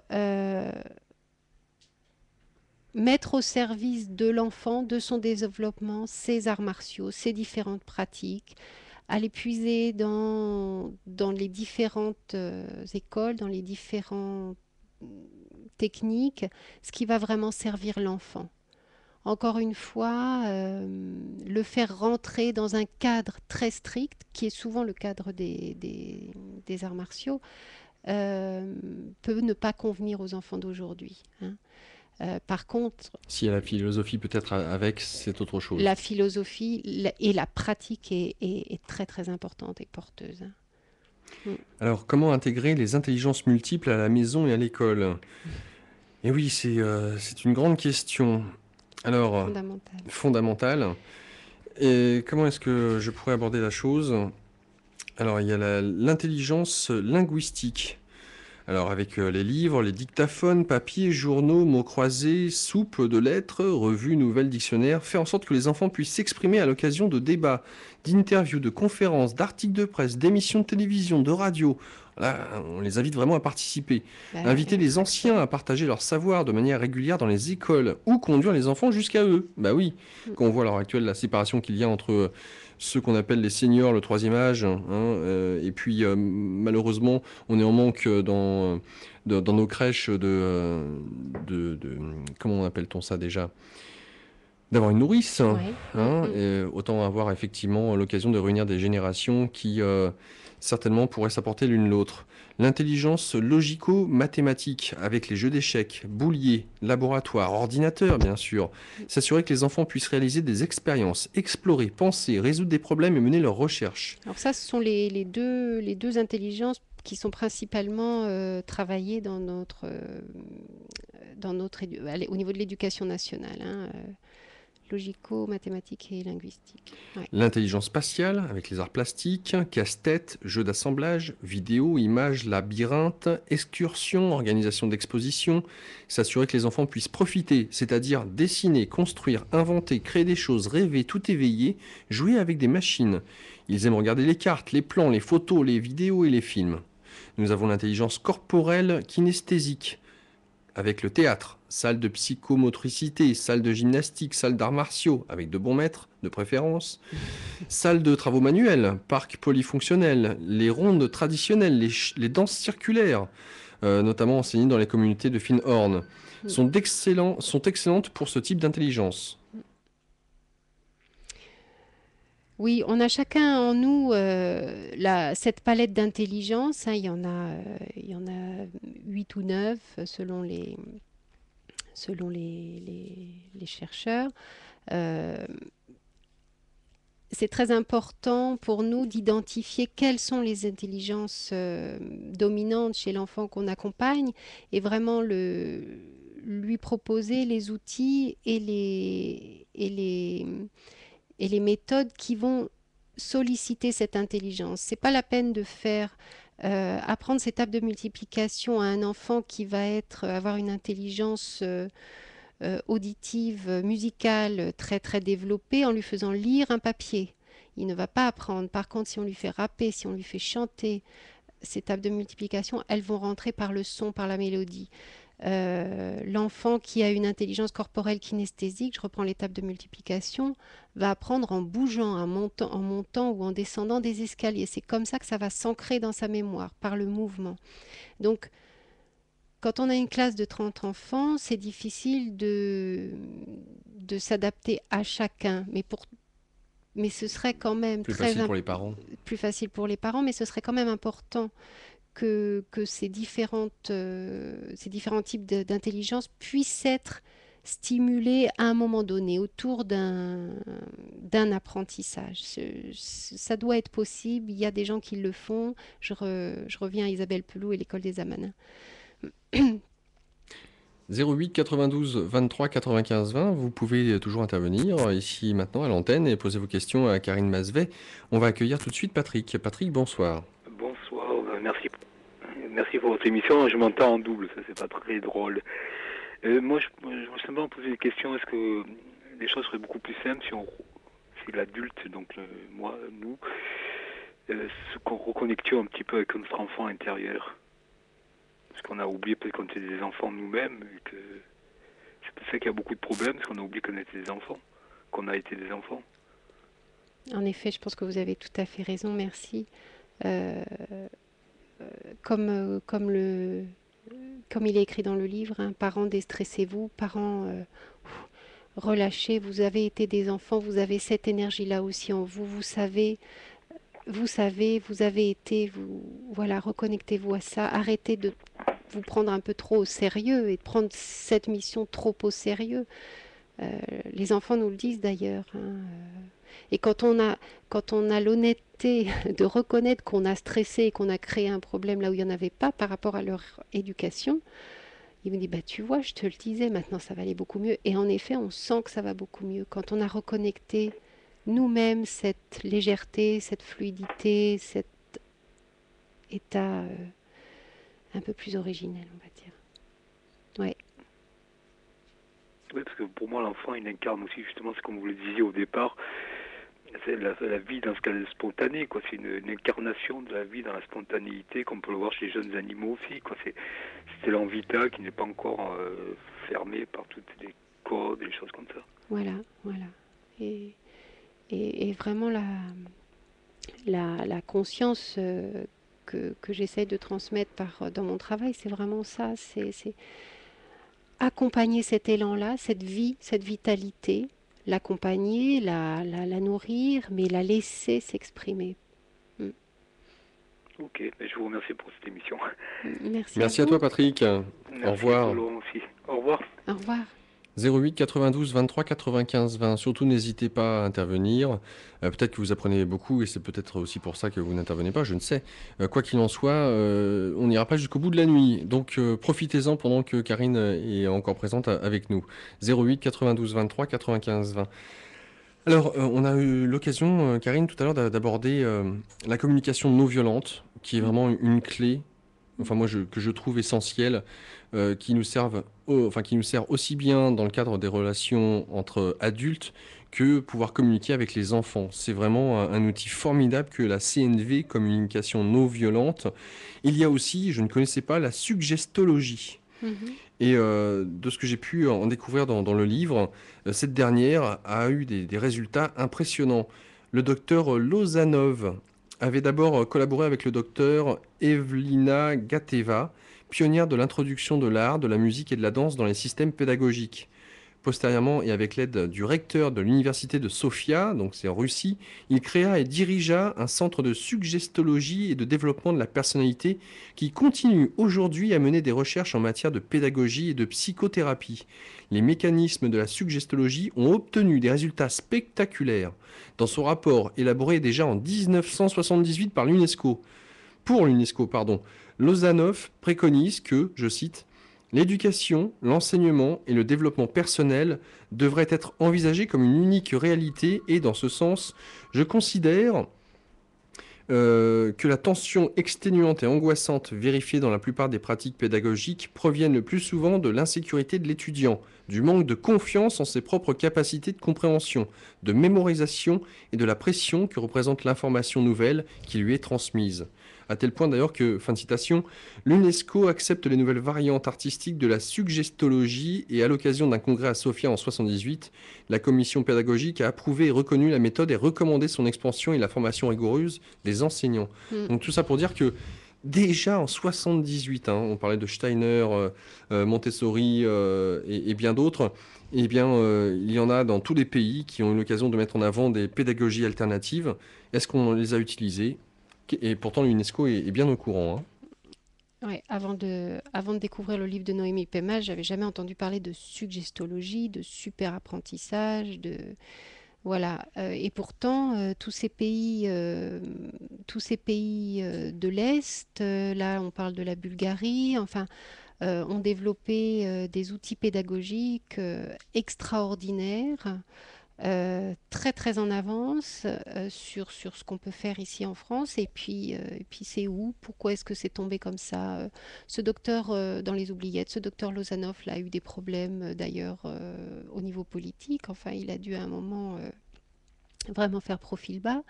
Enfin, voilà, c'est comme si ce qui sert la vie, ce qui sert l'éducation, ce qui sert l'évolution, le développement, c'est oublié, c'est mis au rebut, c'est caché. Enfin, je ne sais pas quelle est la logique humaine là-dedans.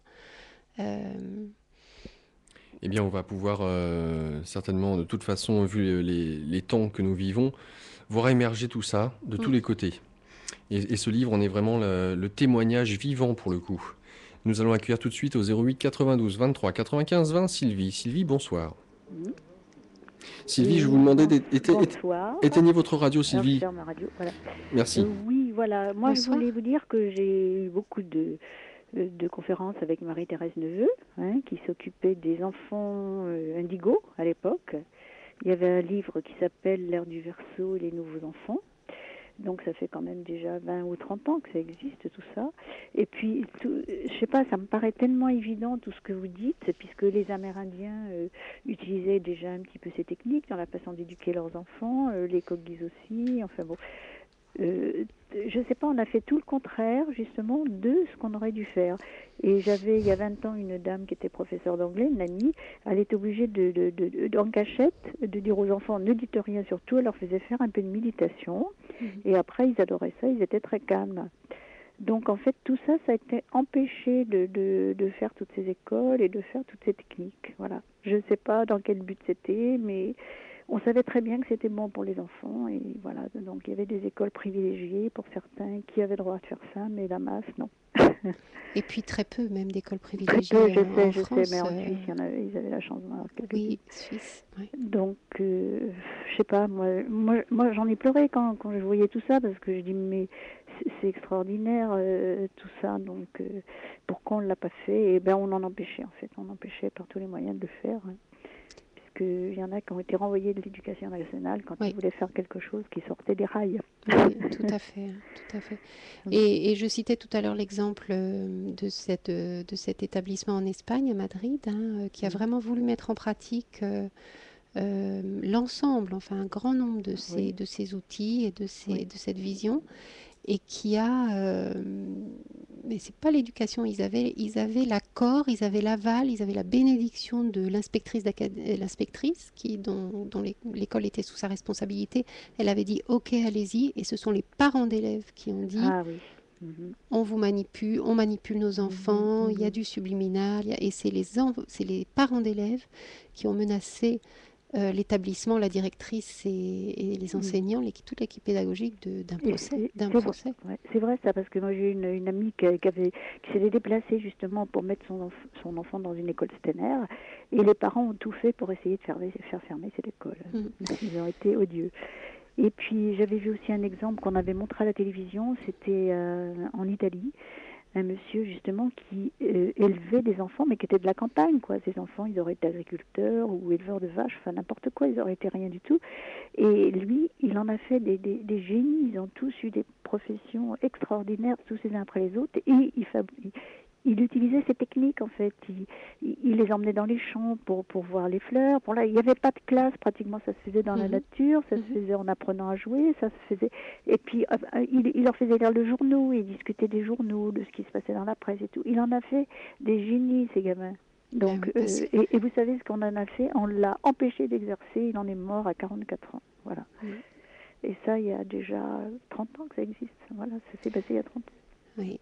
Alors, je ne sais pas ce qui se passe, ce qui s'est passé, je ne sais pas où ça a déraillé, mais en tout cas, est-ce que c'est pas souvent les processus humains, à titre très personnel, il faut vraiment aller toucher au fond du fond pour mettre en place la démarche qui va nous faire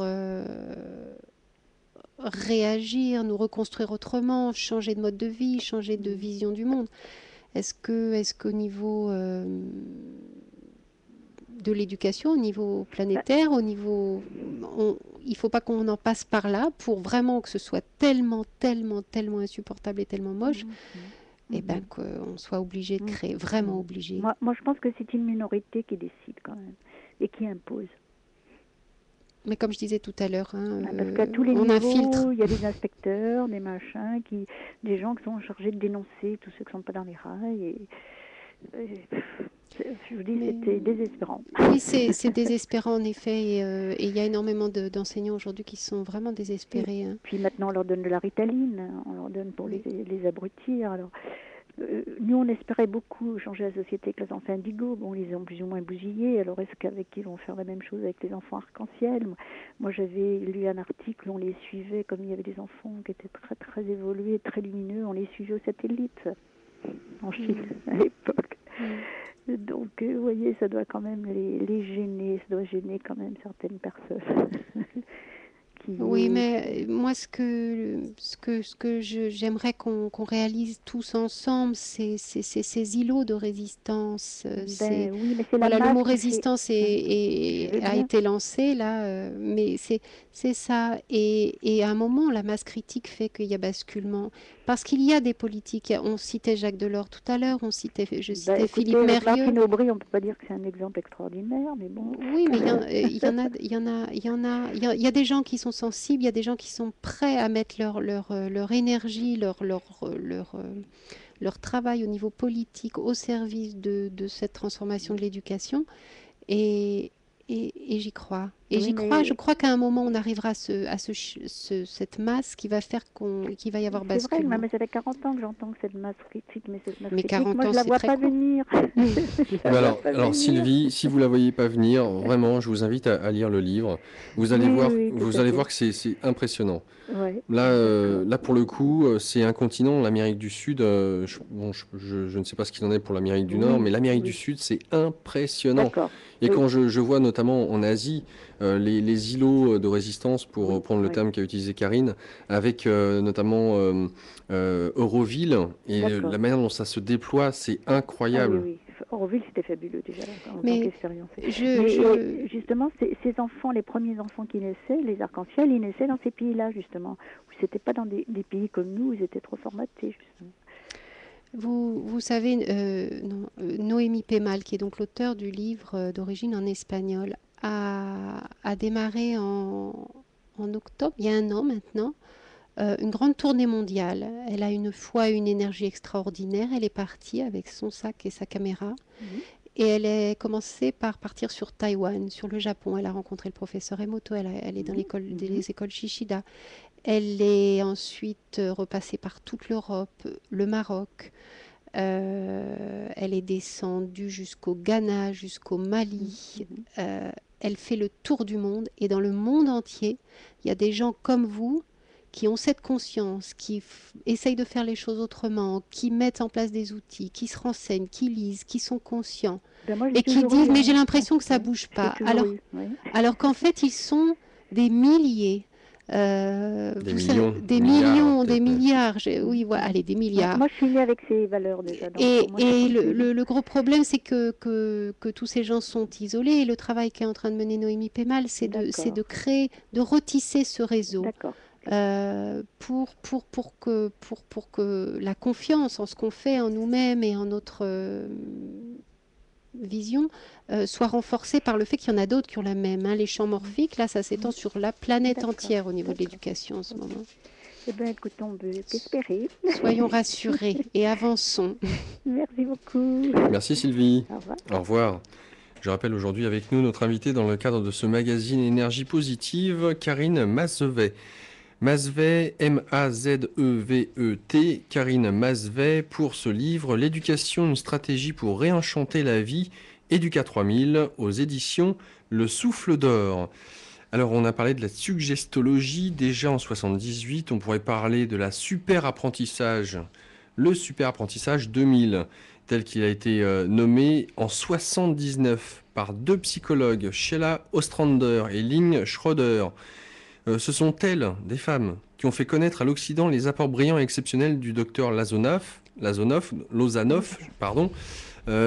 de l'apprentissage de son travail par la suggestologie.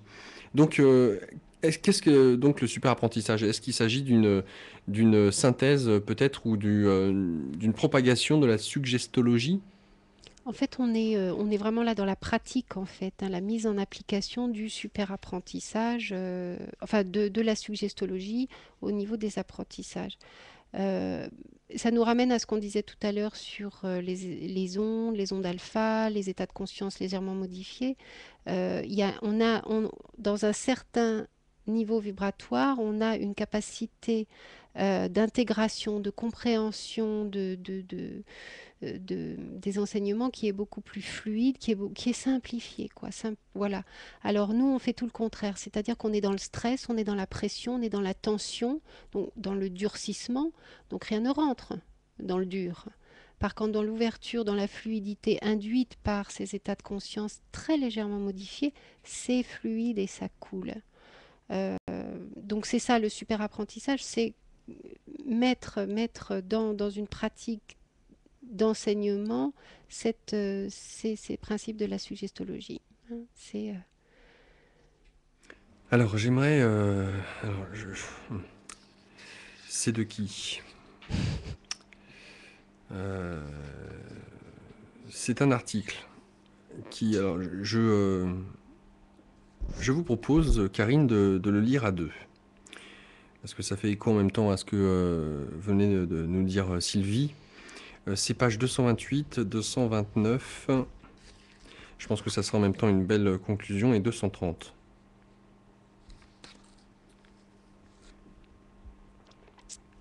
La synthergétique, une pédagogie de synthèse. Puisses-tu découvrir l'art d'être toi-même dans la magie de l'instant? Phrase de Georges Carvajal Posada.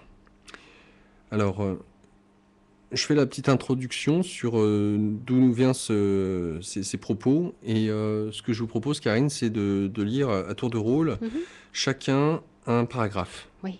Ça marche? Ça marche. Je fais l'introduction et je vous laisserai commencer donc juste après, page 228, 229, 230.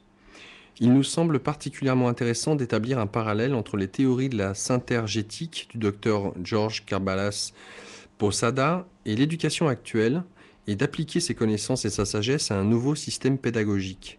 L'article reproduit ici, vers une pédagogie de synthèse, nous a été transmis par le docteur Fernando Arizabal Loaza, médecin synthergétique à Lima, au Pérou.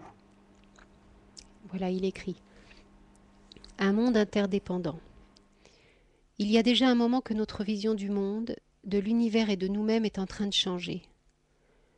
Nous sommes en train de transcender le vieux paradigme qui consistait à croire que nous habitions une planète froide, hostile, inerte et isolée, sur laquelle nous-mêmes errions, perdus, orphelins et soumis à des lois de vie que nous ne connaissions pas, comme des girouettes un jour de grand vent. Nous commençons à discerner, à nous rendre compte et à découvrir un monde d'interdépendance,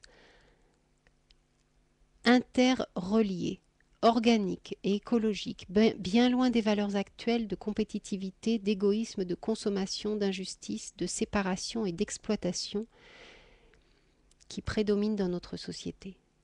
Peu à peu, nous découvrons également les possibilités infinies de plénitude et de développement latent dans chaque être humain. La crise actuelle et les nouvelles relations entre l'homme, la planète et l'univers rendent possible l'émergence d'une nouvelle vision de la vie, sur tous les plans du savoir humain, physique, biologie, médecine, éducation, psychologie, économie, philosophie, sociologie, politique et artistique, entre autres. Il apparaît toujours plus clairement que l'univers est une grande toile dont chacun de nous constitue un membre significatif. L'univers fait partie de nous et nous faisons partie de lui. Il est temps de comprendre que nous vivons dans un réseau de systèmes totalement intégrés et reliés les uns aux autres de manière interdépendante. Chacune de nos pensées, chacun de nos sentiments et chacun de nos actes se répercute sur notre entourage, en bien ou en mal. Son rayon d'action commençant par nous-mêmes, notre famille, la communauté, le pays, le continent puis la planète tout entière. C'est-à-dire que nous sommes responsables de ce qui arrive et des conséquences de nos actes. La crise que traverse actuellement notre planète dans son ensemble est le produit du niveau d'évolution de la conscience humaine. On ne peut donc envisager de solution radicale, définitive et permanente sans une transformation intérieure et sans se rapprocher d'une conscience globale et systémique. Il serait prétentieux et égocentrique de situer le chemin de l'homme au-dessus de la voie de l'évolution. Cela nous mènerait à la destruction et à l'anéantissement. Notre responsabilité consiste à repenser l'homme comme un écosystème complexe, un ensemble qui implique et contient la synthèse du tout. Élargir notre vision. Construire une pédagogie de synthèse signifie élargir notre vision de nous-mêmes et des autres, contempler un vaste panorama inclusif et intégrateur où les opposés deviennent complémentaires. Les différences se trouvent des points de convergence. Le distinct se rassemble. La vérité peut se dire de plusieurs façons. Les couleurs peuvent former un magnifique arc-en-ciel et les notes composer une belle mélodie. La vie ressemble à un diamant à 1000 facettes, 1000 visions de l'existence. Chacun de nous peut voir en l'autre son propre reflet, comprenant que ce que nous faisons à autrui, nous le faisons à nous-mêmes. Ce que nous semons, nous récoltons. C'est cela, s'éveiller. Nous nous éveillons quand nous nous convertissons en agents transformateurs, maillons de la grande chaîne de l'être et acteurs de la grande symphonie de l'univers. Chacun de nous joue sa petite note de l'instrument qui lui convient et à la place que la vie lui a attribuée. Être conscient, c'est percevoir l'essentiel en chacun de nous, ainsi que dans les autres, dans nos actes et dans la nature de tout ce qui nous entoure. Quand nous nous éveillons, nous pouvons dire « Oui, cela me touche, je ressens cette douleur, et ce qui arrive là aussi me concerne ». Nous remplaçons ainsi l'indifférence par la responsabilité, l'exclusivité par l'inclusion et l'inertie ou l'inaction par la participation. Nous nous sentons en vie, actifs et créatifs. Nous renonçons à l'automatisme, à la répétition et à la routine. Nous sortons de notre apitoiement sur nous-mêmes et de la pitié, parce que nous nous rendons compte que nous sommes les créateurs de notre propre destinée et nous entrons ainsi dans la voie de la synthèse, le bien commun comme engagement global au-delà de toute chose. Voilà donc pour cet article, encore une fois, reproduit ici et qui s'intitule « Vers une pédagogie de synthèse », transmis par le docteur Fernando Arizabal Loaza, médecin synthergétique à Lima, au Pérou. Avec nous ce soir, Karine Masvet, l'éducation, une stratégie pour réenchanter la vie, Éduca 3000, aux éditions Le Souffle d'Or. Vraiment, je ne peux que vous conseiller ce livre qui, moi, m'a fasciné. Vu que je suis jeune père, je vois déjà à quel point mon enfant m'apprend sur moi-même et sur ce qui nous entoure, dans mes relations. C'est un livre plein d'espoir, franchement, de tout ce qui est marqué, de toutes les idées qui sont données, les outils qui sont donnés. C'est vraiment un petit bijou, ce livre. Ça a été parmi les différents livres que j'ai pu lire, ça a été vraiment un élément très important. Et cela, on vous le doit, Karine. C'est grâce à vous que ce livre est arrivé en France. Donc un très très grand merci. Un grand merci pour être venu ici à cette émission pour nous faire part de cet ouvrage, de cette éducation qui va, je le pense, réenchanter notre vie. Oui, merci à vous de m'avoir permis cet espace de partage de ce qui me fait vibrer, de ce qui occupe tout mon temps actuellement, de toute cette créativité qui est en chacun de nous. Elle est en moi, elle est en vous, elle est en tout le monde. Et ce livre m'a permis d'en prendre conscience et de la réaliser, enfin d'être en chemin de réalisation de chaque jour de cette créativité que j'ai en moi. Et je souhaite vraiment qu'il en soit de même pour chacun d'entre nous. Bah, en tout cas, il faudrait vraiment y mettre de la mauvaise volonté parce que tous les outils sont dedans, vraiment. Et pour ceux et celles qui sont vraiment pas initiés avec tous les moyens de connaissance de soi, là c'est très didactique, à l'image de ce qui est donné pour les enfants, on peut se l'appliquer à nous-mêmes grâce à ce livre. Je rappelle que Karine Masvet, vous êtes initiatrice du projet de maison Educa 3000 en banlieue parisienne. Et on redonne le site internet pour ceux et celles qui souhaitent en savoir plus et notamment vous contacter www.educa3000toutattaché.org educa EDUKA 3000.org. Un grand merci Karine et puis j'espère que vous n'hésiterez pas à me donner de vos nouvelles suite notamment à l'émission et puis par la suite de ce que Educa 3000 aura l'occasion de mettre en place. Je pense que vous allez grandir très rapidement. Oui, il y a une demande et une urgence manifeste. Je vous souhaite donc bon courage, bonne continuation. Merci dans la joie. Beaucoup. Dans la joie et dans la foi, oui. Au revoir Karine. Merci beaucoup. La suite de nos programmes, chers auditeurs, l'occasion pour vous d'écouter, de découvrir, de réécouter, je ne sais, une émission que j'ai pu faire notamment sur l'anthroposophie, justement, avec les différentes pratiques, que cela soit l'éducation, la médecine et l'agriculture. D'une certaine manière, Rudolf Steiner a légué des quantités astronomiques de connaissances, de savoir. À l'heure actuelle, on l'utilise. C'est encore malheureusement très peu répandu. Donc l'occasion de voir peut-être ce qu'il en est au jour d'aujourd'hui. Je vous souhaite une très bonne écoute et je vous dis donc à la semaine prochaine. Au revoir.